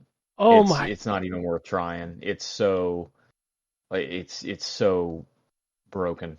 I also want to really gripe about this. So I know everybody on the show thinks I'm crazy because I use inverted controls. But in a motherfucking plane, does it not make sense to have inverted controls? That's the only time it has inverted controls. So yes, yeah. Microsoft Flight Simulator does not. So that's absurd. I had to go like to Reddit to see how to change it because it's not just like a toggle invert y-axis. It is a goddamn chore. That's crazy. Yeah, because you have to go through the only time I do it is in planes. You have to go through like 4 menus. Dude, it was so complex, I gave up. Damn. I was like inverting my control because the game is a piece of shit. Well, I gave up on that too because like I started the career mode where like you go through the tutorials and stuff. Dude, it is so like when it was because in the career mode it asks you like what airport do you want to start with, like where do you want to take off from. Yeah, it started loading the map, and 2 minutes later it's like your bandwidth is too low. I was like, bitch, I run on a gig internet, and you gonna tell me my bandwidth is too slow to load your fucking Google Maps? Yeah, this game is fucked up. I hope they get it to a good place at some point, but it's deleted off my hard drive. I just can't play it anymore. This is the one that they did with. It's like everything is streaming, right? Almost 100% streaming because the install size is like 11 gigabytes. Okay, yeah. And it looks like shit when you're playing it. Like it is so slow and laggy. Like going through menus is slow and laggy. Yep. It's awful. I don't understand how this is okay with anybody. Like it's bad. Yeah, it sucks. One indie game I want to mention. because Anthony's on the show. It makes it even better. It's called Penguin's Road. There's one indie game you can't mention. What's that? The indie game that you can't mention. Come on now. Oh, Jesus Christ! I love you jokes, Anthony. That's good. That's good. That's very good. That's my kind of joke. He earned this. There you go. He earned it. So, Penguin's Road, and the only reason I mentioned this is because I booted it up. I was like, okay, so this is like a tank game where you play as a penguin and you shoot people. Okay, whatever. The intro is heavily referencing the original MSX game that Kojima worked on. There is even a car that has a license plate with the MSX logo. What? And I'm like, is this like legit, or is this just like some asset swap JPEG shit, you know? This is, I mean, I'm going to assume yes, because it's made by Penguin Brothers. Yes. I'm going to click on their name. Hold on, wait. It's the only game. Oh, they're using, like, but who's going to come after them for the MSX, you know? I mean, yeah, Microsoft doesn't give a shit. No. It's weird because, like, that is not the Kojima stuff was not a penguin in a tank. No, which is what this is. Like, you go around and shoot people in like a third person. It's not good. Yeah, I was gonna say it looks like shitty Sandland. Yeah, it's very shitty. It controls like ass too. So, but I just thought it was funny because I booted up in the intro, like there's a car driving, and it literally has an MSX logo as its license plate. I was like, that's fucking funny. Weird. What a fucking weird game to exist. Yeah. There's 2 reviews on Steam. And they're probably both negative. No. Oh. No. Okay. Yeah. That's weird. Well, I'm sorry for you. When I'm looking at it, it says 1 user review, and then I scroll down, and then there's 2. I wonder if it's the Penguin Brothers that reviewed it. It probably is. Because nobody should like that game. It's very not good. Did I play anything else? I messed around with that stealth pivot controller. What is that one? I don't know. That's the one with the things. flippies. Yeah. How was that? It's weird. I don't think I care much for it. Like, you have to twist the analog sticks to flip it around. It's weird, and then it's only wired on Xbox, which is... I had 2 controllers this week that were only wired on Xbox. One of them is only wired, period, which is called the Heart controller. And what's interesting about that one is like all the buttons are like, they're like short and clicky, like they're not press, like you just hit them and they just click kind of thing. I don't know how I feel about that. Supposedly they have the Hall effect sticks, which like everything has the Hall effect sticks now. With the pivot controller, I don't know. I don't remember how much it costs, but if it's one of those that are like $200, I definitely don't feel like it's... I'm almost certain it is, because I think it's not worth that. Looked at it when I saw it. I was like, oh, that looks neat. It does not work on my mini PC, so like the dongle has to have a Windows installation. It's not, $130. Yeah, no, it's not worth $130. It's just not. It's Turtle Beach's control, like their headsets, untouchable. Like they're the goats. Their controllers have been a little hit and miss. Like they put these screens on their controllers for like the audio stuff, which I get because you're fucking Turtle Beach, right? But I don't know. It just it doesn't add anything. So I don't know. I'm just not a big fan of their controllers, unfortunately, because I love their headsets. Their headsets are awesome. I am hoping to get that arcade stick, try that out, because that thing looks pretty cool. But so far, their actual controllers, not a big fan of. I do love I've been using the Scuff controllers a little bit more. I really, really like those. Especially the PlayStation one. The PlayStation one feels fantastic. The Xbox one just feels like a normal Xbox controller with back paddles and rubber grips, which it feels really good. It's a very sturdy controller. Unfortunately, like the PlayStation one lets you take the back paddles off because I hate back paddles. But the Xbox One does not. So those have to stay on. Which gets a little annoying at times because I don't like back paddles and I always feel myself clicking them. So, yeah, I'm not a fan of the back pedals either. Yeah, I just don't like. Every premium controller has back paddles now, and I beg you, allow people to take them off because there are a lot of people who do not like them, and especially don't auto map them in the controller because like if you leave them on and I don't unmap them, then I'm like pressing buttons while I'm playing a game, and it's just I don't care for it at all. I think that's it. I did also do a test. So like they added Blood Omen 2 to the PlayStation Premium. So I checked that out on PlayStation. I was like, it's pretty good. And I booted it up. So take in mind, I'm playing this on a PlayStation 5 Pro, which is a $700 console. I booted it up on my mini PC, and it looks and runs better there than it does on the PS5 Pro. That emulator on PS5 is not great for PS2 games. Just not. So, yeah, I think that's it. I did try Stalker again after the new patch. I still don't like Stalker.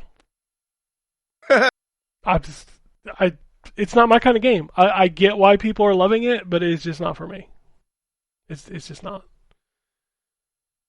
So, that has nothing to say about the quality of that game. It's just I do not like those kinds of games. Which, I'm sure people are like, it's too hard, you just don't get it. Like, that's fine. I don't. And you're right. Anyway, let's talk about what's coming out this week.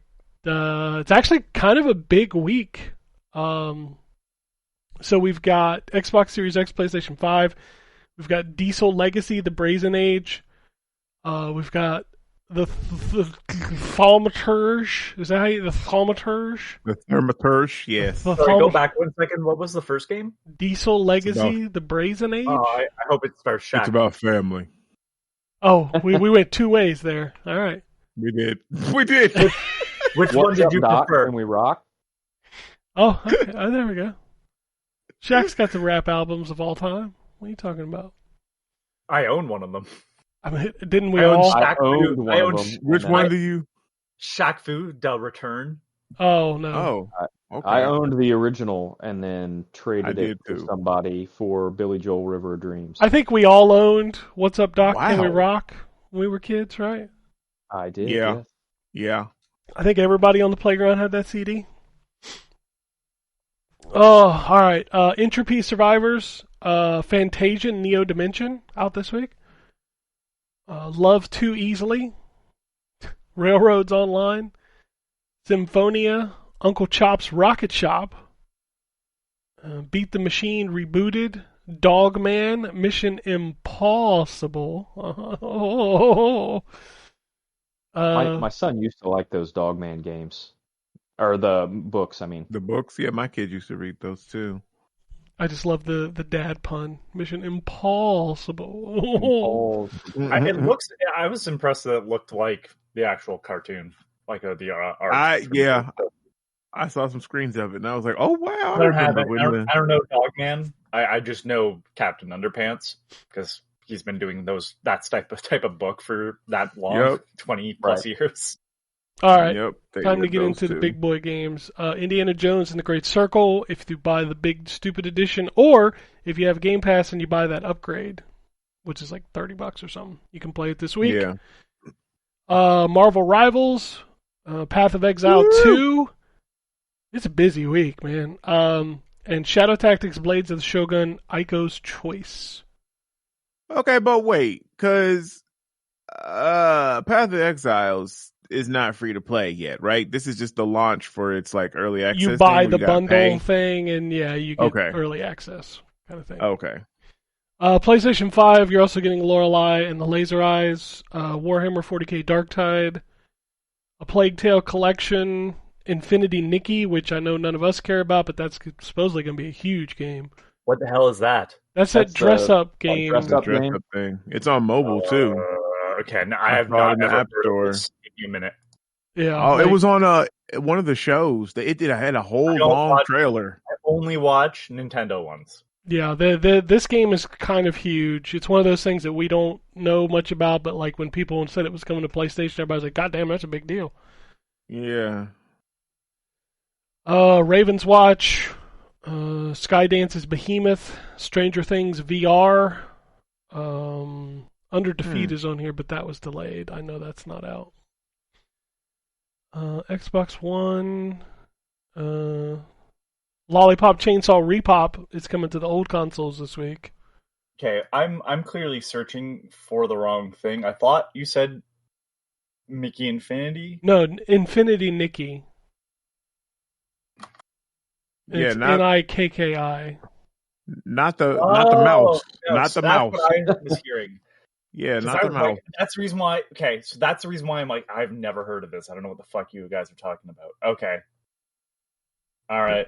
If this looks like an Atelier game or something. Yeah, it's very colorful and anime. Yeah. Pastels. Yes. Lots of pastels. Oh. Kimco RPG Select Volume 2. Hold on. Now I have to... Is the 5th installment? Mm-hmm. Yeah, it's been going for a long time. Yeah, it's a big deal. We just, none of us. I'd never heard of it before. I had neither to that show where they played that trailer. I was like, what the fuck is this? Like, it was so long. First fucking time I've ever heard of this shit. I think it's so funny when I see, like, the fanboy, like, picture wars. Like, here's all my games I got. But they put Infinity Nikki, and I was like, motherfucker, you ain't playing that. Right. Like, stop with your nonsense. You ain't playing that. Come on. Master Chef Learn to Cook. Man, next week is hotness. I keep seeing that Legacy of Kain remaster is out next week. Oh yeah, so excited for that. Mm-hmm. You know what else is out next week too? Is Mighty Morphin Power Rangers Rita's Rewind. Oh, that is next week. Yeah. I forgot about that. Funko Fusion is on here for PS4 for next week. Did that not come out on the old systems when it came out? I don't think it did. You know what's funny is, like, nobody even talks about that game anymore. Well, that's because they still waiting for it to all come out. Like, we still waiting for the online. Nobody's waiting.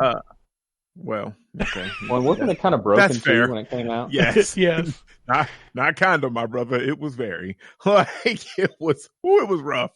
God. All right. It's time to do the Nintendo Switch weekly 4,000 games coming out. Lord. To Weinstein and Osbon. Silvers on Wheels. Ooh. Did that throw you there? Yeah, I don't know what any of that means. I don't either. I'm just reading what's on the page. Anton Blast, Sports Supermarket, Cats vs. Dogs Military Mission, Dirt Bike Extreme 3D, Fitness Boxing 3, Your Personal Trainer, Game Empire Tycoon Dealer Simulator, Heaven Seeker, the Savior of This Cruel World, Lapin, Lapin, Mythwrecked, Ambrosia Island. That sounds like one of those dating, like 40 to 50-year-old dating shows. Pompous and Celine, Pet Kawaii Shop, Roller Coaster Tycoon Classic, Santa's Christmas Adventure, Savant Ascent Remix, Sky Aces World War II Air Combat, Stella of the End. Excuse me, I had to sneeze. Sugar Tanks Arena, Symphonia, Zumba Royal Marble Shooter Mania. Oh, cool. I know you've been waiting on that one. I have been, yeah.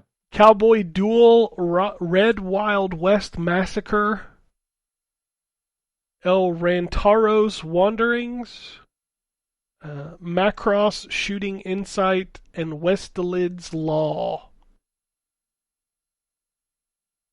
There you go. No hentai games. I am shocked. Yeah. I still need somebody to do that spreadsheet. Like, of all the hentai games. Oh, no. All right. Like, give me a second. Hold on there. Okay, I don't know what you're doing. Hold on. No. I'm not Googling shit. I'm just going to go to Deku Deals. I'm going to look up games. Oh, he's doing the hentai search. He's going to ruin his own Google history. As implying I haven't ruined it myself already. I don't want to know. I think you do. And I think you want it sent directly to your inbox. Block sender, I believe is the correct response here. So they don't list that as an option. Oh, hentai, it's not in the drop down. Well, I didn't know. It's not in the drop down. Because I'm using a third-party website that scrapes. Oh, I bet it scrapes all kinds of things. There's 14,000 individual listings on the eShop. Yeah. And 13,900 of them are fucking terrible. Hold on now. And there's 204 games on Switch that have hentai in the title. There you go. Jesus. I want you to know that there's only like 380 Nintendo 64 games? Here's what gets more painful. Hold on. I'm back at Deku Deals, which, by the way, use that over the Nintendo shop. Good lord. Because you have to then actually physically scroll through all this shit. The PS5 has one game that has hentai in the title. PS4 has 2. Yeah, there are 388 Nintendo 64 games, so roughly half the entire N64 library of hentai games. Here's some standout titles. Hentai versus Evil.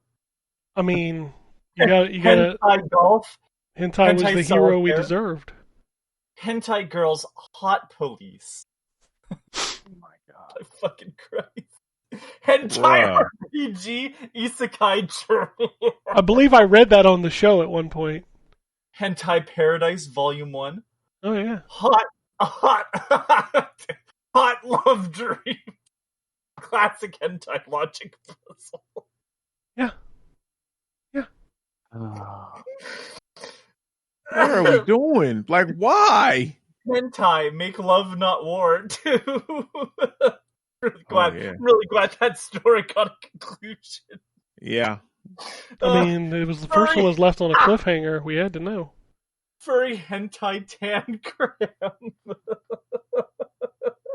I want to shame everybody who owns that game. Can I just ask, how the fuck does a tangram get sexual? Let me put together these triangles and squares. I think he's broken. Hentai. Okay, so one of these is labeled Hentai Parody Tentacle Slayer Per Edition. No. Oh no! Yeah, sure, it's a parody, all right. Yeah, you're right. It's a parody's nuts. Oh god. Hentai Girls Fresh Firefighter.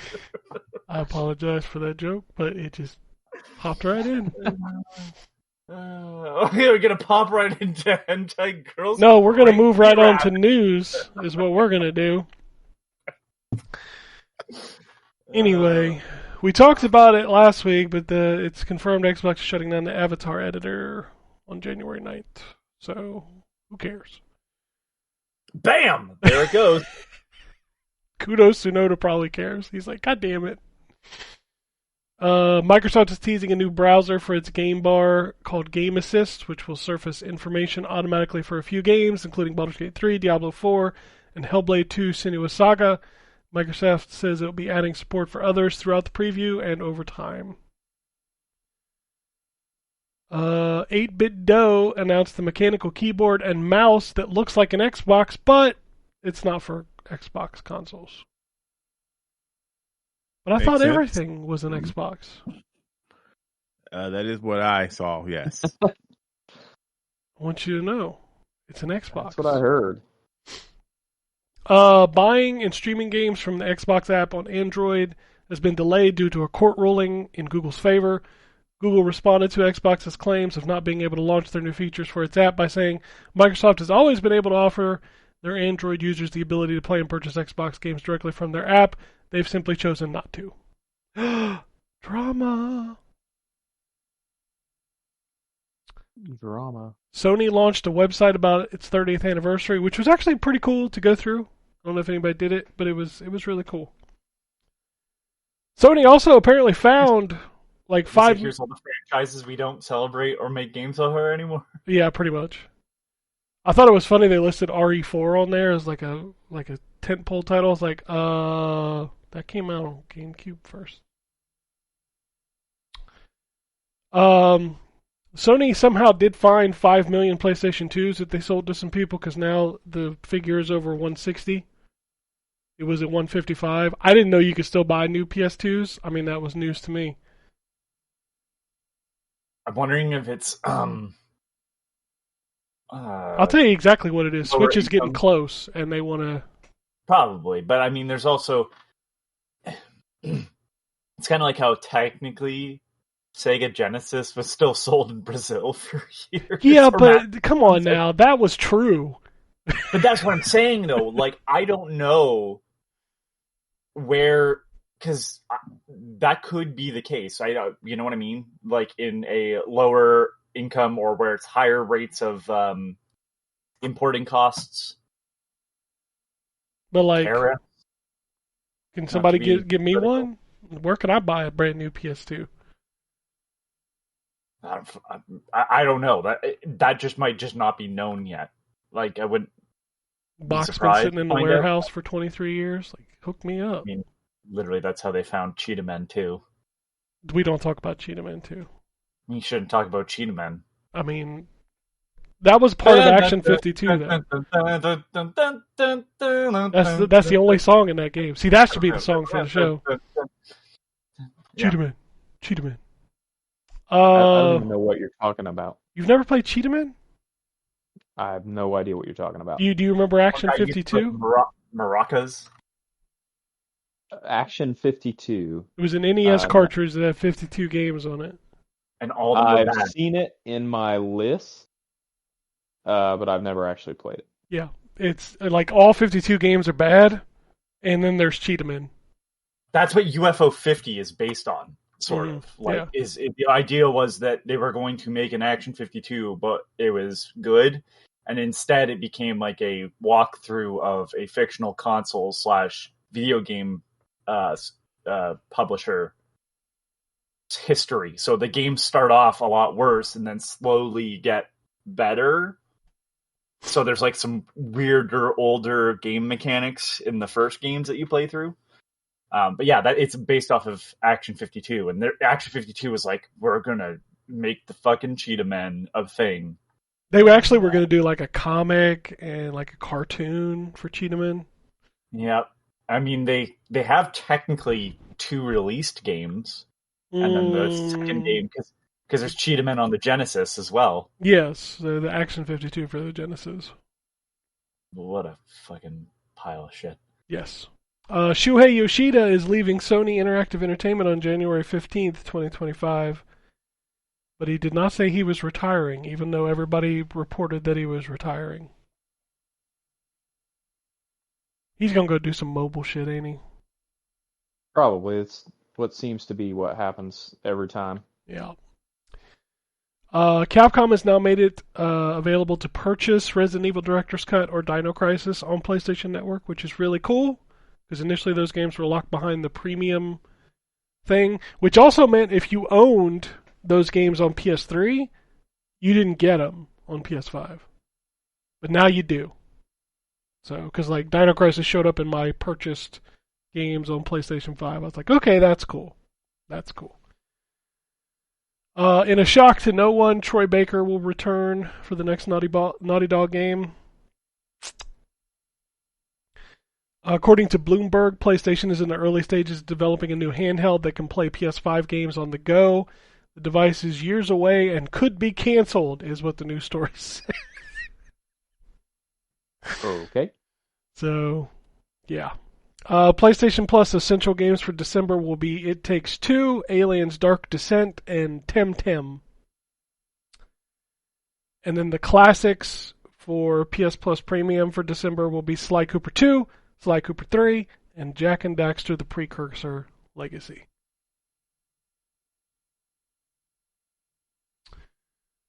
Moving on. Nintendo has announced that Donkey Kong Land 2 is now available on NSO. They also added Wolf of the Battlefield Mercs, Toe Jam and Earl Panic and Funkatron, and Vector Man. For the weirdos that care, Nintendo has placed Legend of Zelda Echoes of Wisdom in the timeline, officially confirming that it comes right after Triforce Heroes and right before Zelda 1. Okay. Yeah, I don't care. Yeah, I don't give a shit. Like, if you try to keep track of the Zelda timeline, it's just weird. Nintendo is going after the Switch piracy again. This time they're pursuing the ability to subpoena business records from several domains, including Reddit. Uh-oh. They're coming for your ROMs.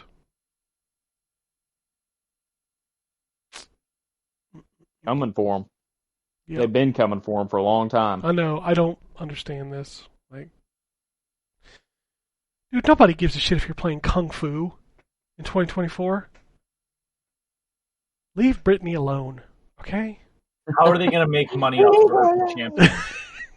Yeah, they're going to make money on Kung Fu.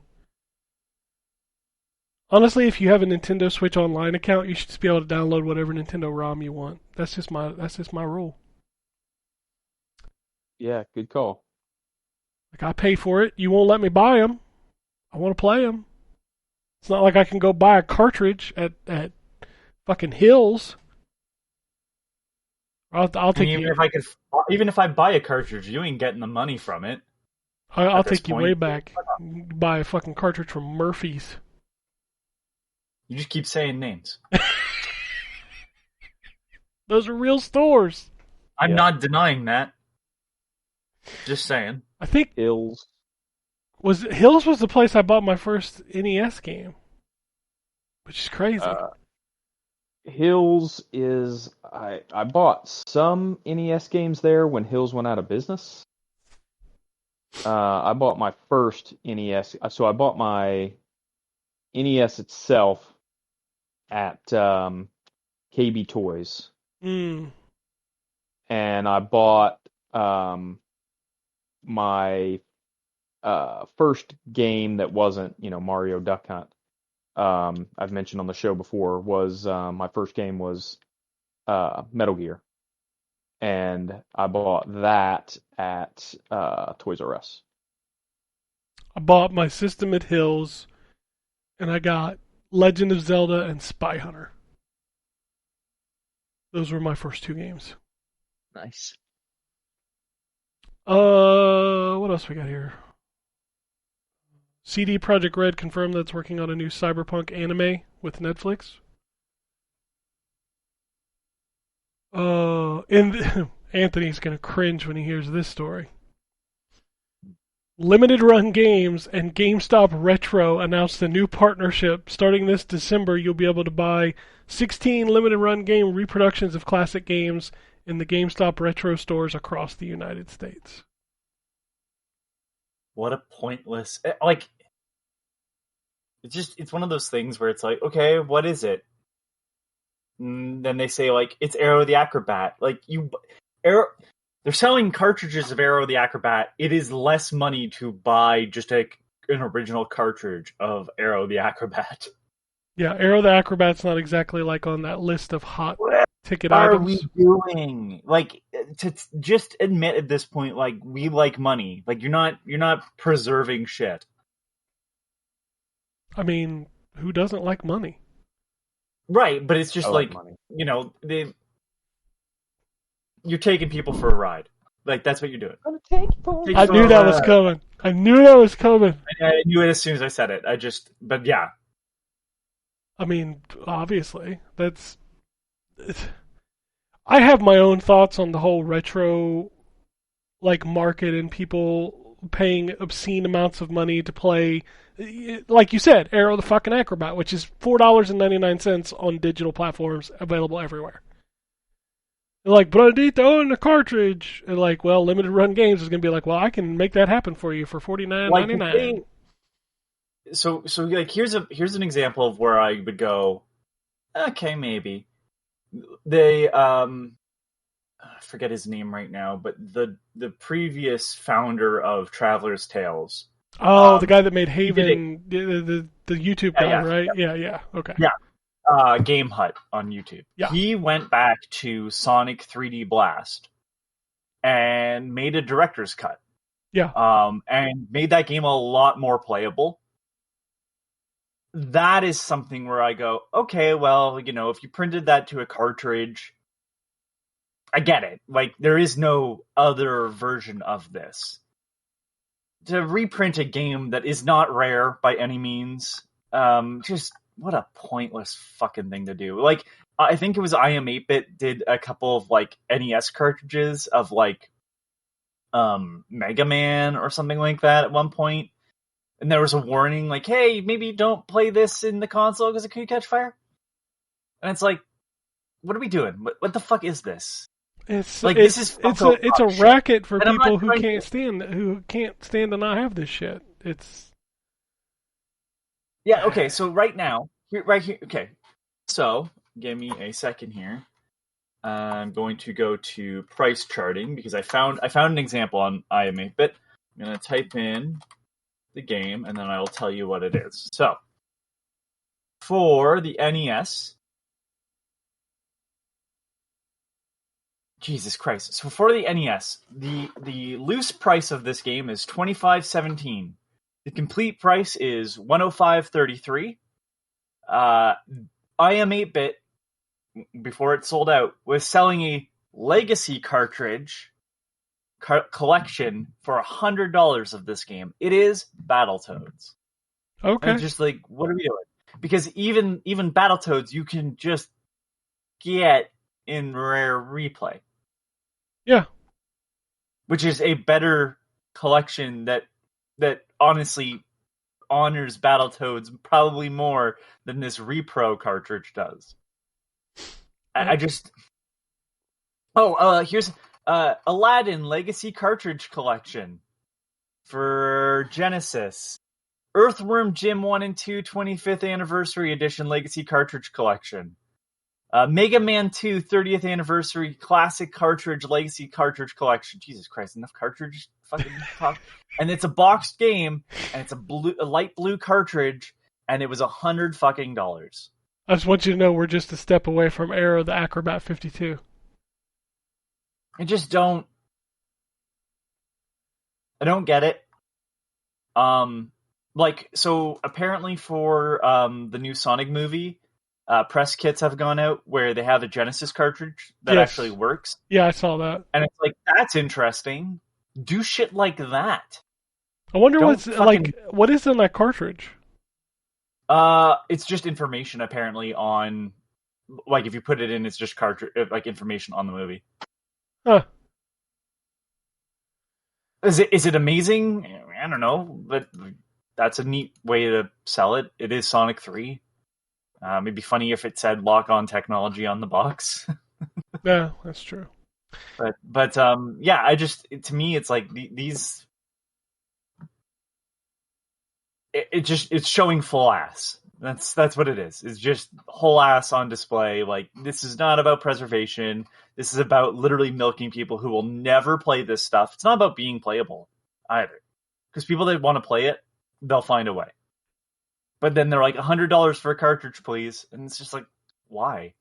Because I can. There's a scarcity. There's a scarcity to it. The price goes up because people don't let go of them. But this is just a new product that you're just it's $100. Okay. Why? It's not like you can't print more of them. You've just printed more. It is literally just it creates scarcity, so people buy it. All right. 2K has removed the 2K launcher from every game that used it on Epic and Steam.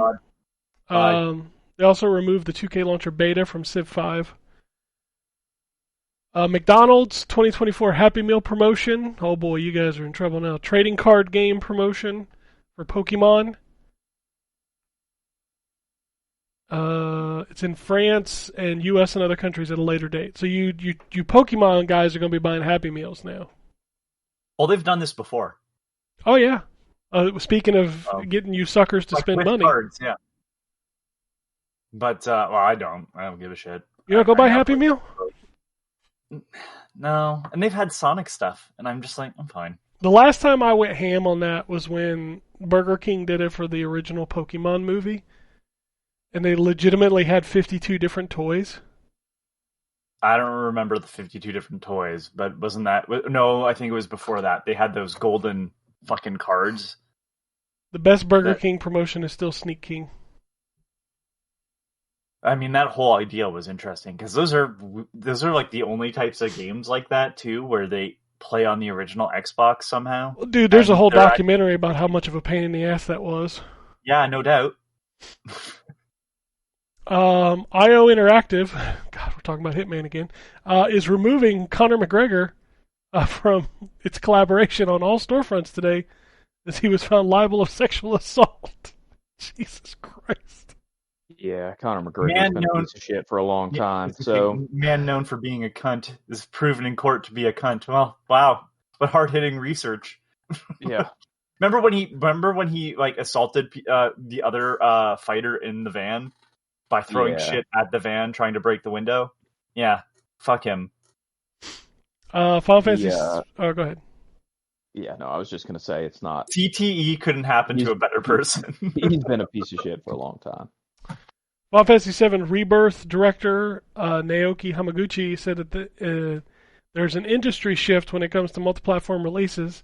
He says he likes Xbox and wants more people to experience Final Fantasy VII Remake games in the future. You know, I've been hearing this shit since 2020. That this game is officially coming to Xbox. I just don't believe it at this point. Project Mugen has changed its official name to Ananta. I don't know why. Yeah, I don't know. Don't know. Like, everybody knows what Mugen is. Why would you change that? It's like changing the name of Twitter. Who would do that? That's stupid.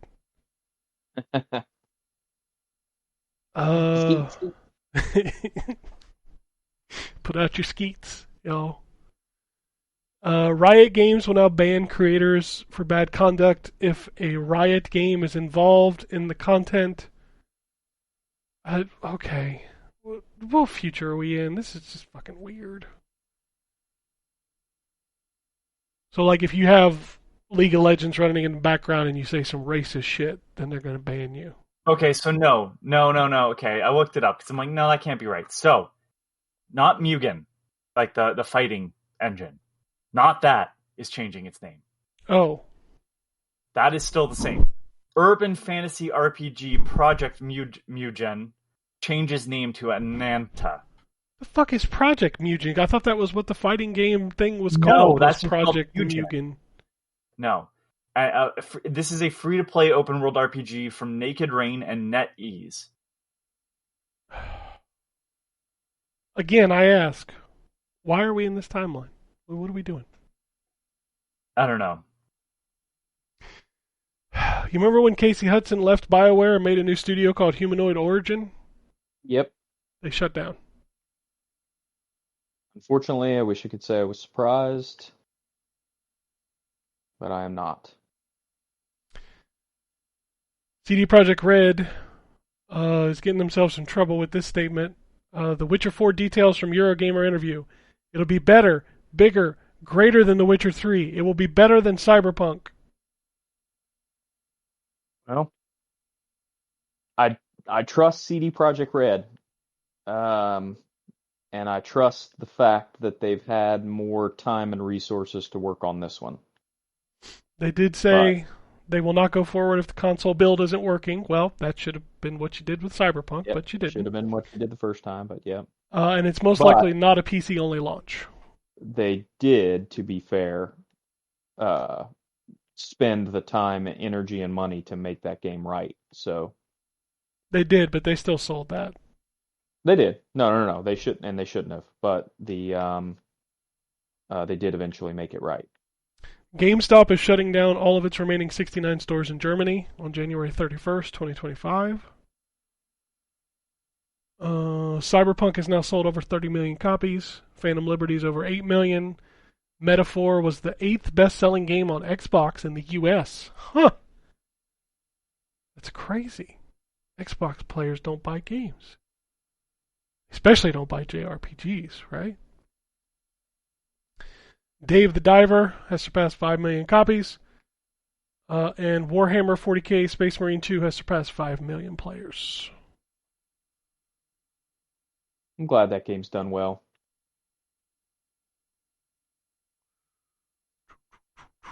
Bodes well for a new one. Yeah. I don't know what I just did. Oh, there we go. They're making a Phantom game? Which releases in 2025? Like the Phantom? Yeah, like the purple guy? Like the 20s or 30s, whatever it is, comic book? Yep. I think it predates comic book. I think it was a pulp novel. Yeah, I think you're right. Yeah. They're making a game about the Phantom. Remember that oh no, sorry, I was wrong. Movie? He was a comic strip. Yes. I do remember the movie. Was that the Alec Baldwin one? No, that was the Shadow. That was the Shadow. Okay, and I get those two confused all the time. Yeah. The Billy Zane was the Phantom. Ah, okay. And he was fucking those ripped movies. for that movie. That movie wasn't bad. It wasn't great. But it wasn't a terrible movie. Just like the Shadow was actually not bad either. Those movies started coming out when the Dick Tracy movie came out and was a success. Yeah, like they were doing all those old comics. Yeah, maybe we can mine this nostalgia for a little bit. Dick Tracy was like, if you look back at that movie should not have existed considering who's in it. Oh yeah. Like the cast of that movie is insane. Yep. Who's Dick Tracy in that movie again? It's Warren Beatty. Warren Beatty. Madonna was in that movie. Al Pacino was in that movie. Madonna was in that movie because he was fucking her at the time. Yeah, it's true. No, but that movie's cast is just insanity. And then Warren Beatty would later rap in another movie. Oh, that was the President movie, right? Fuck if I remember. I've only heard it, and I went, woof. Also, that movie, like, legitimately made Dick Tracy more popular than it had ever been. Like, as a kid, everybody was like, Dick Tracy, Dick Tracy. Yeah, it's Bulworth. Yes, you're right. Yeah. Oof. Yeah, Dick Tracy, though, like, visually, nothing looks like that. No, that movie is still interesting to watch. It's not a great movie, like, revisiting it now, but it is very interesting to watch. The makeup on all the villains is fucking good. Yeah, it's. I mean, it was definitely great for the early '90s. It even looks good now still. Dude, Dustin Hoffman's in that movie and doesn't even speak a line. Oh, I forgot Dustin Hoffman was in that movie. Yeah, he plays Mumbles. He plays Mumbles. Yeah. I forgot that was Dustin Hoffman. Jesus Christ, man. Robert De Niro, Al Pacino, Dustin Hoffman. You would never get a cast like that ever again. It's crazy. No. It's fucking for Dick Tracy. Oh. Warren Beatty, Al Pacino, Madonna, Glenn Headley. This is they actually break it down. So they're like, here's the main characters, here's the law enforcement, here's the mob. Dick Van Dyke. Yep. Good Lord. Kathy Bates. Yeah. As a stenographer. Yeah. Dustin Hoffman as Mumbles. William Forsythe as Flat Top. Mandy Patinkin as 88 Keys, the piano player. Yep. Fucking Christ almighty. Dude, that movie was something. Like, how did you get all these people? Sorvino as Lips Manless. Yeah. Dude, that movie changed it. I remember how James big. Caan is in it as Spud, Spaldoni. How do you fucking talk James Caan into taking a character named Spud Spaldoni? Dude, I don't know. That movie's really budget just for that, actors was crazy. Yeah, there must have been, and I do think some of it must have been nostalgia for some of those guys too. Because like, there's no reason why that many people should have signed on to a Dick Tracy movie in 1990, whatever it was. 1990 is when the movie came out, so probably filming 89, and like the budget was way smaller than you'd expect for all those people. It's only 46 million. Dude, they had to be doing favors for somebody. Yeah, like they must have had, even if they didn't have personally nostalgia for Dick Tracy, maybe they had nostalgia for like their parents having enjoyed Dick Tracy. I don't know. Can really sell a motherfucker on a mediocre idea. I couldn't believe the cultural impact that movie had at the time. Like as a kid, like that's all I wanted. I wanted Dick Tracy toys. I wanted Dick Tracy like merchandise. It was crazy. Yeah. Well, and like I said, it's what sparked that whole like, hey, we can make the Shadow and we can make the Phantom and we can make what was the other one? There was another one that I feel like they made too that was in that similar vein of like a. The only one I remember was later was the Green Hornet. Yeah, that was in a different nostalgia. Hold on, I have a list. So we got Dick Tracy in 1990, The Rocketeer in 91. The Rocketeer, that's the one I was. Yeah, that one was Disney. I love that movie. So is Dick Tracy. Is Dick Tracy Disney? I didn't realize it was Disney. Buena Vista. Huh. Rocketeer, which is technically not, because I don't think. Like Rocketeer the Rocketeer is a new later. Character. No, it's 91, but it's a new character. Like it would just fit in. No. Sorry, I meant it was set later. It's set in World War II time frame. Yeah. The Shadow, the Phantom, the Mask of Zorro, which was 98, which that's a classic pulp. Yep. So yeah. And then, I mean, this article on Den of Geek is pretty accurate because, like, in 1999, we got The Mummy, which was a very pulpy, inspired movie too.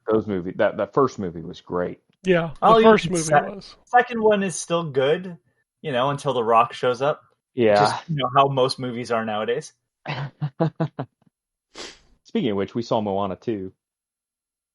It was pretty good. It wasn't as good as the first one, but. That's usually how it did.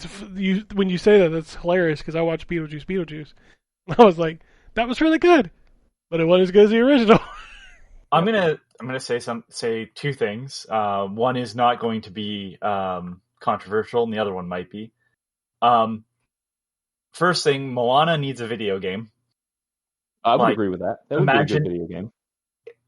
Do a Wind Waker-ass style game.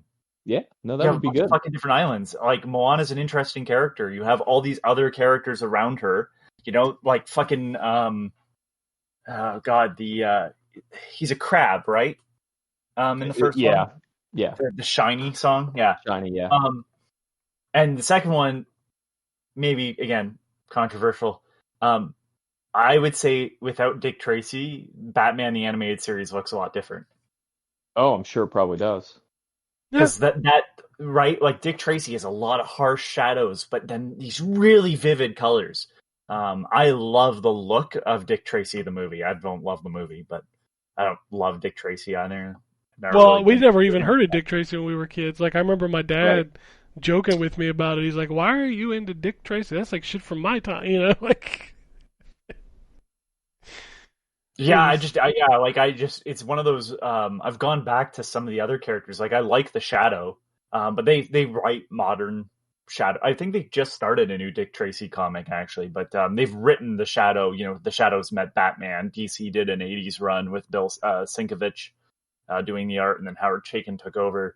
So the Shadow exists in comic books a little bit more frequently than Dick Tracy. But, I mean, how do we even forget like fucking Batman '89? Was very much that pulpy. But Burton doesn't. I find Burton doesn't. You don't see the effect of the coloring, I guess, as much. No, not the coloring, but like the pulpiness of it is very much. Oh yeah. And then the second movie's a nightmare. Batman Returns is gross. The Christmas movie.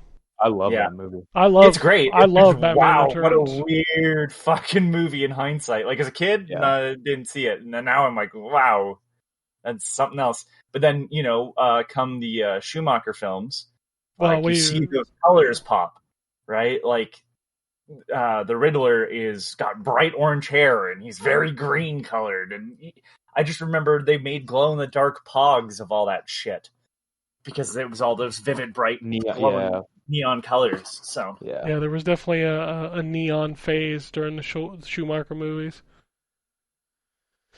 Oh man, taking me back to a simpler time.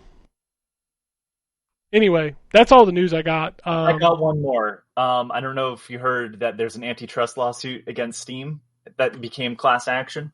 I did not. Was this started by just like a person or? No. So it was started by Wolfire Games, who are the makers of Lugaroo, Overgrowth, and Receiver 2. Never heard of any of those games. Right, but you also might know them as the people who started Humble Bundle. Okay. Before Humble Bundle spun off. And in 2022, they filed a lawsuit that was kind of thrown out, and there was another studio who I'm not familiar with called Dark Cat with 2 T's that filed a separate antitrust lawsuit.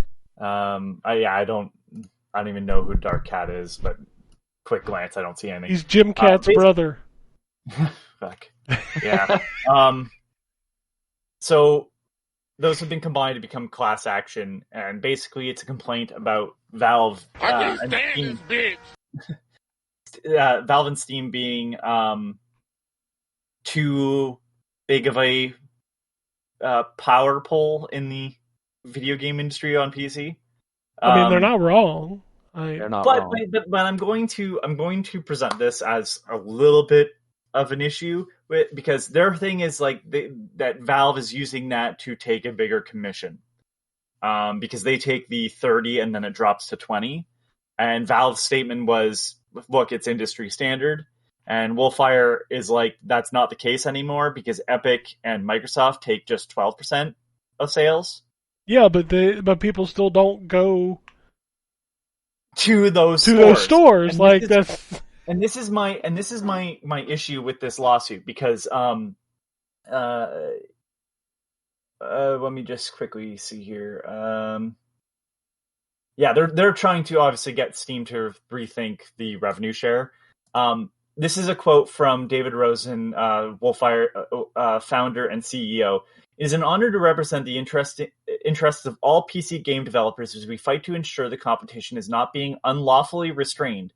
We're committed to letting the facts speak for themselves and trust the legal process to thoroughly and fairly evaluate our claims. So I want to just kind of put this out there, not that I think he's going to hear it.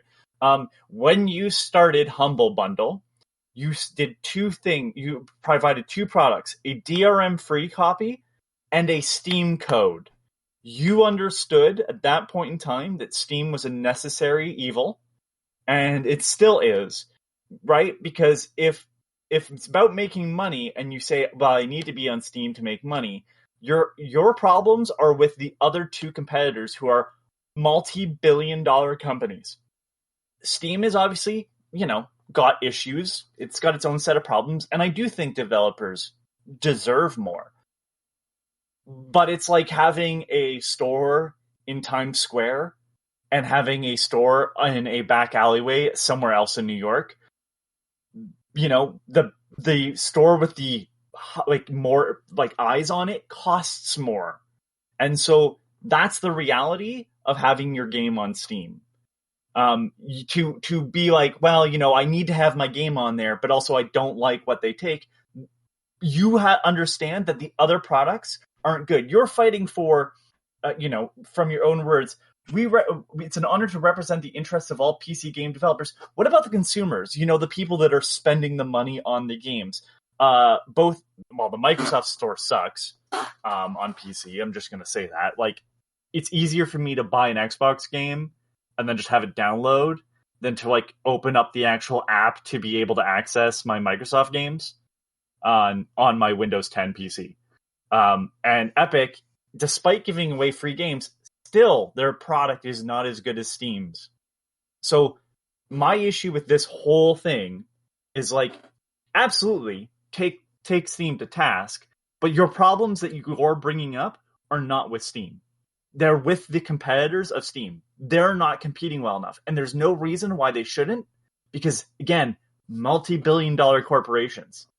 You just don't like that the one that's most popular isn't willing to give you more money. The reason why those other two is because they don't have a good enough product to compete with Valve, so they're just taking less of a cut in hopes that you come to them.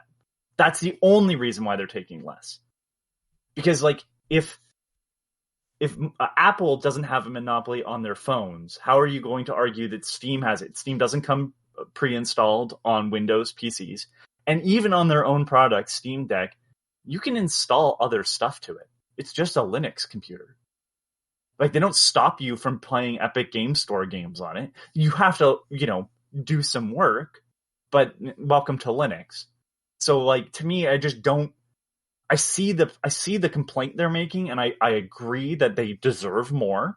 But at the same time, like, you deserve more, but you also deserve a better store where you earn more, right? Like, there's no reason why Epic and Microsoft can't be better. And that's just kind of why I wanted to bring this up, is because, like, to me, it's like you're fighting the right fight with the wrong person, if that makes sense. So I just wanted to bring that up because, to me, reading it, and Valve's taking bumps because the judge is denying requests to exclude a testimony and stuff like that. But like, at the end of the day, as a consumer, as someone who's spent more than enough money on Steam for games I might not ever play, I have spent money on the Epic Game Store. And I hate it so much. I hate using their application so much. It just doesn't flow as well. Like, the user end experience is so bad that I'm not going to really engage with it anymore. I just don't see the point. And there's stuff, and here's another thing. Epic at least keeps the games that they publish, like Alan Wake 2, exclusive to their platform. They are trying to build value behind their platform. Microsoft sells their games on Steam. So they even understand that selling games via Steam is a better value proposition for them than selling it on their own store. Anyways, that's the only last piece of news I had to bring up, because this could affect people if it, goes further. My hope would be to reconsider what fight you want to fight. But that's just me. So. All right. We will wrap this up with some tweets and skeets.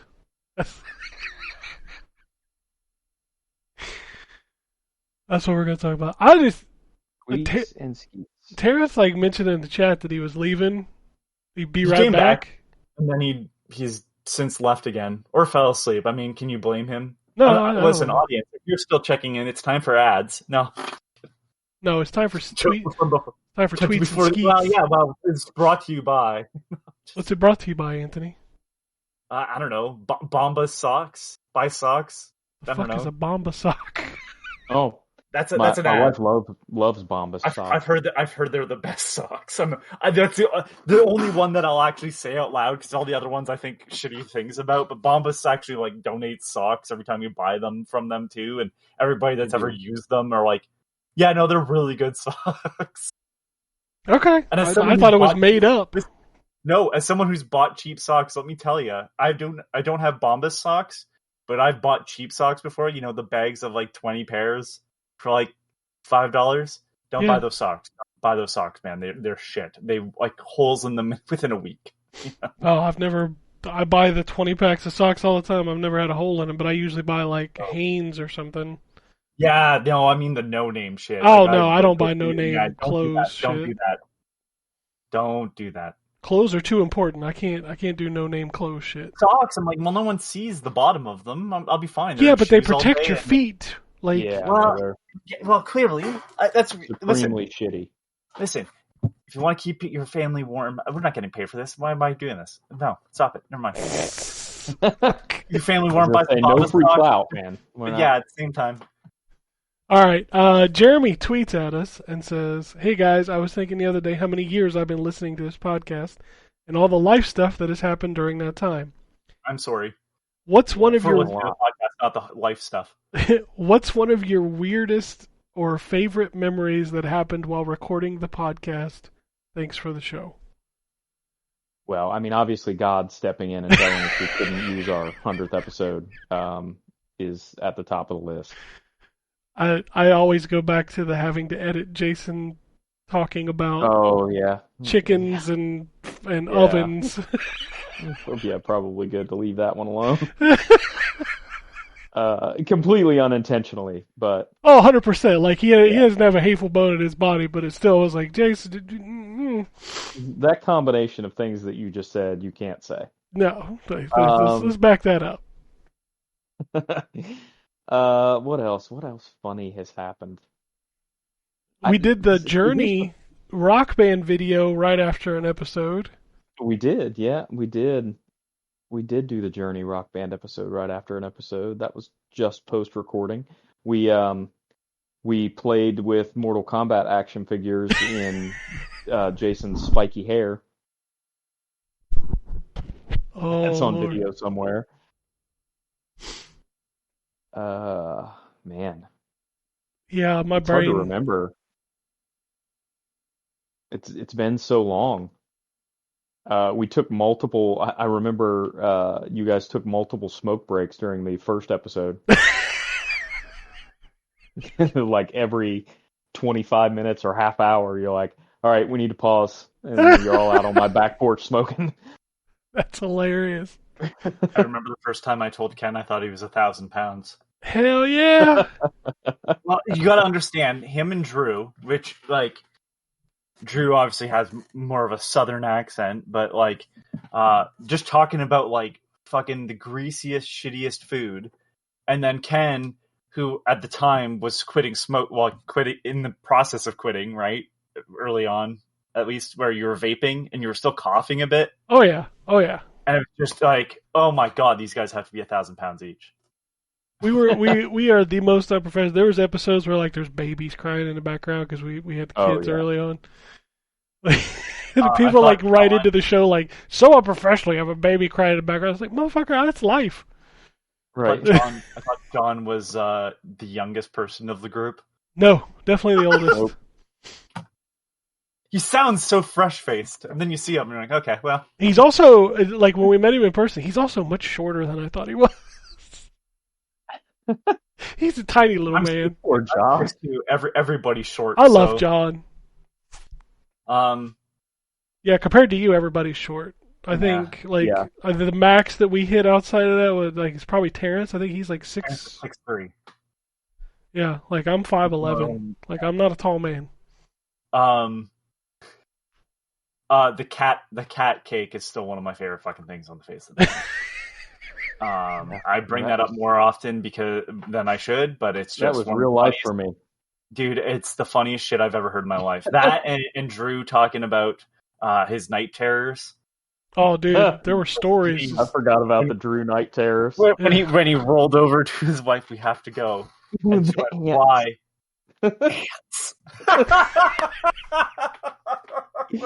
Yeah, that's a great story. I was hold on, now I have to scroll up because I said all the Drew stories I was aware of, because we found out that he was I found out he was a race car driver at one point. Jerry was a race car driver. Yeah, so goddamn fast. Never did win a checkered flag, but he never did come in last. Oh. Yeah, so I know a couple of good Drew stories. Ants, the Haunted Church, which I think is on the Phoenix Down episode where we talked about creepy stuff.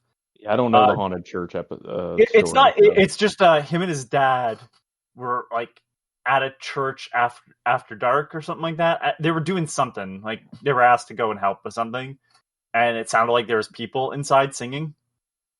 Oh, that's fun. Yeah, I'm like, yeah, that fucked me up. Drew almost dying talking about, because I think that's why he started to watch, or he watched a bunch of times, the Master of Disguise. He was dying of swine flu.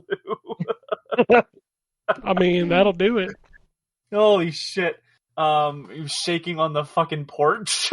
Like, holy fucking Christ. And then one of my favorites is and I work on auto glass, so, is that Drew was telling me a story about how when he worked security, he didn't know why he couldn't get the back window closed. And so he just eventually, it wouldn't move, so he eventually just forced it shut. But it was a power slider, so there was a button above him to close and open it. So he broke the fucking window. and like, I have to explain to people, like, that is a lot of force because it is a metal wire he had to break. Hey, you know, when you got to get it done, you got to get it done. Oh, fuck. I also love the time where you were asking me questions about my fucking television. So I walked away and was trying to look at the back of it, but then you kept asking me questions, so I had to keep running back, and then eventually just like, will you shut the fuck up? So like, look at the goddamn television. You asked me the fucking question about it. That's gonna be the thing. I can't help it. It was too fucking funny. And Ryan saying that us joking about your headset in the fucking landfill. Yeah. Fucking rats enjoying some Astrobot. Fuck. Yeah, we've been doing this too long. You know what I would love, though, is I would love for people to send in what their favorite moments from the show are, because I don't remember most of them. And I don't listen to the show. So, like, people bring up stuff every now and then, and it jogs a memory. But I don't remember most of the, like, moments of the show that people might enjoy. So I would love, if you're listening to this show and you have fond memories, I would love for you to write in with some of your fond memories of skits or different things that we did on the show, because I sure as hell don't remember most of them. I mean, most of the shit we used to do is just like, we're just too old and tired to do it now, but I still have an affinity for the radio announcer guy. Like, that's still one of my favorite things. Yeah, he only makes special appearances now. His gold doubloon price got too high, so. Oh, shit. Oh, anyway, the last one is a skeet. And I'm pretty sure it comes from your buddy Peter. Okay. On Blue Sky. His name is DJKM. Yep, that's him. He says Martin's is better than Milton's, and he's starting a war here.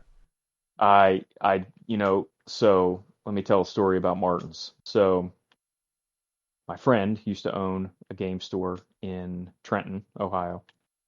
And I've said on the show before, it was kind of like our Cheers. We would just hang out there.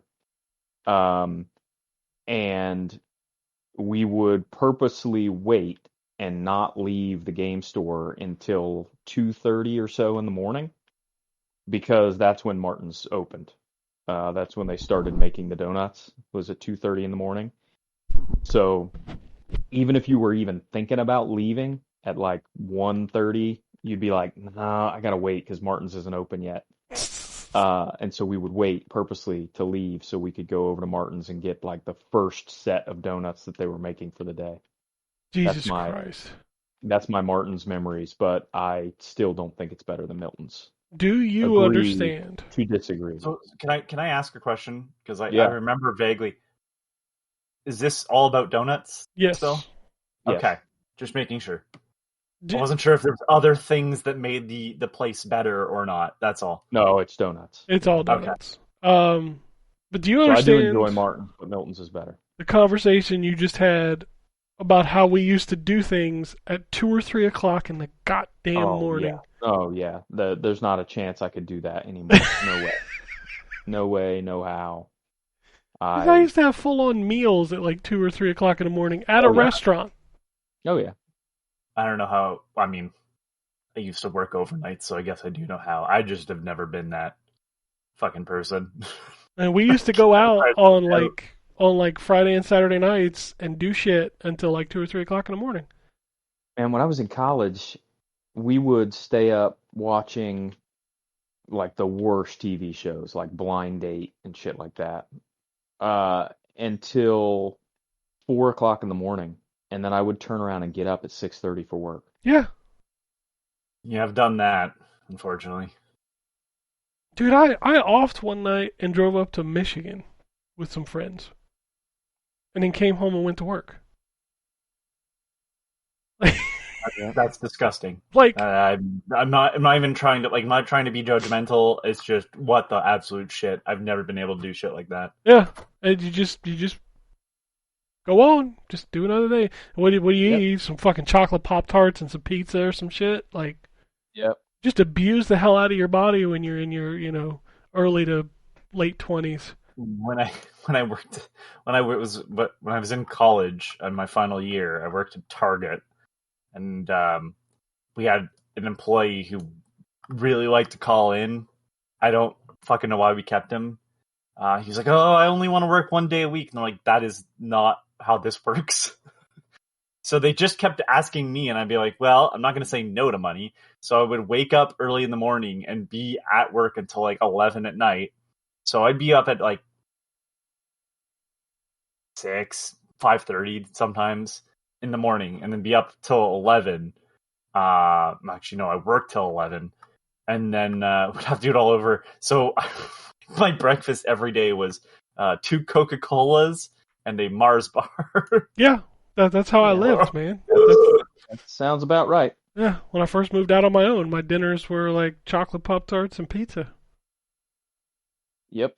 Like that's just. I used to eat way more Totino's party pizzas than was ever healthy for anyone. Oh yeah, that's the shit, man. I gotta shout out a place because I think it'll make all of you laugh. There's a place in Niagara Falls, Ontario called Country Fresh Donuts. Oh, okay. I would eat there. What would you think they are known for? Well, I would think donuts, but how about wonton soup? I was gonna say country fried steak, but how about that wonton? I would not have guessed wonton soup. I swear to God, the first time I went there, it's because the friends were like, "Man, we're gonna go do an escape room, but first we need to get some wonton soup." And I'm like, I don't really do soups, guys. And they're like, "Oh, it's okay. They have donuts too." And I'm like, "What?" Do you dip the donuts? Do you dip the donuts in the soup? No, it's 2 totally separate things. And it's such a weird fucking thing. Yeah, that's pretty weird. It's pretty weird. Local donut shop with a unique menu item. Wonton soup. Yeah, man. That is really fucking unique. That is unique. If I were trying to come up with words to describe it, one of the first ones I would come up with is unique. Yeah. Fuck.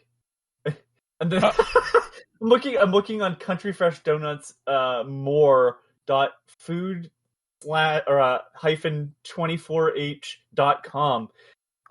There's here's questions and answers. Are they open yet? Are you open today, April 1st? These are really top tier questions. And then the third one is, are you the donut shop that sells wonton soup? Dude, I don't know, like every year they start doing like advertisements for like holiday stuff, and as much as I hate the company, Amazon always has the best ads. Have you fucking seen the advertisements where Adam Driver is reading Amazon reviews? No. It is fucking hilarious because he reads them in the most serious ass voice. That's just I've not seen any of those. They're so good. If you ain't seen them, go look them up on YouTube or something because they are hilarious. Oh, anyway, that's all I got for today. If you want to send us an email, it's podcasts@ztgd.com. If you want to tweet or skeet at us, it's at ZTGD Radio on both services. So go do that. Go follow us over there. Our Blue Sky accounts are growing.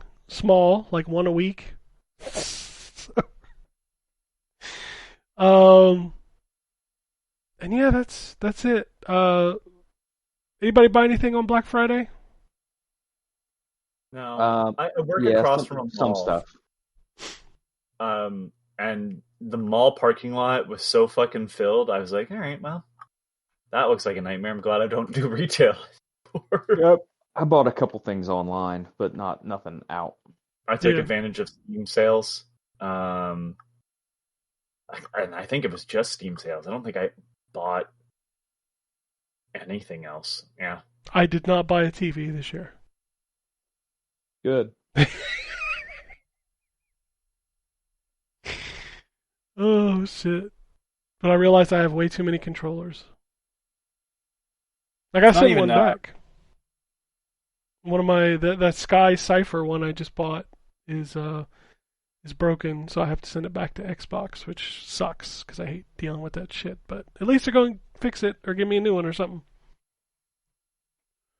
It's not even Black Friday anymore. It's Black November.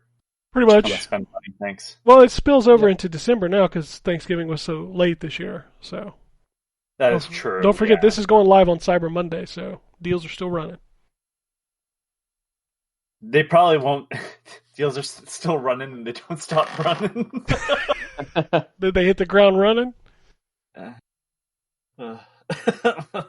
what I heard. The show's over. Thanks. Good night. Right in time. Just in time to say goodbye. I'm so glad that you made it for this last 12 seconds. So glad to be here. All right. We out of here. Peace, bitches. Alrighty. And it goes something like this.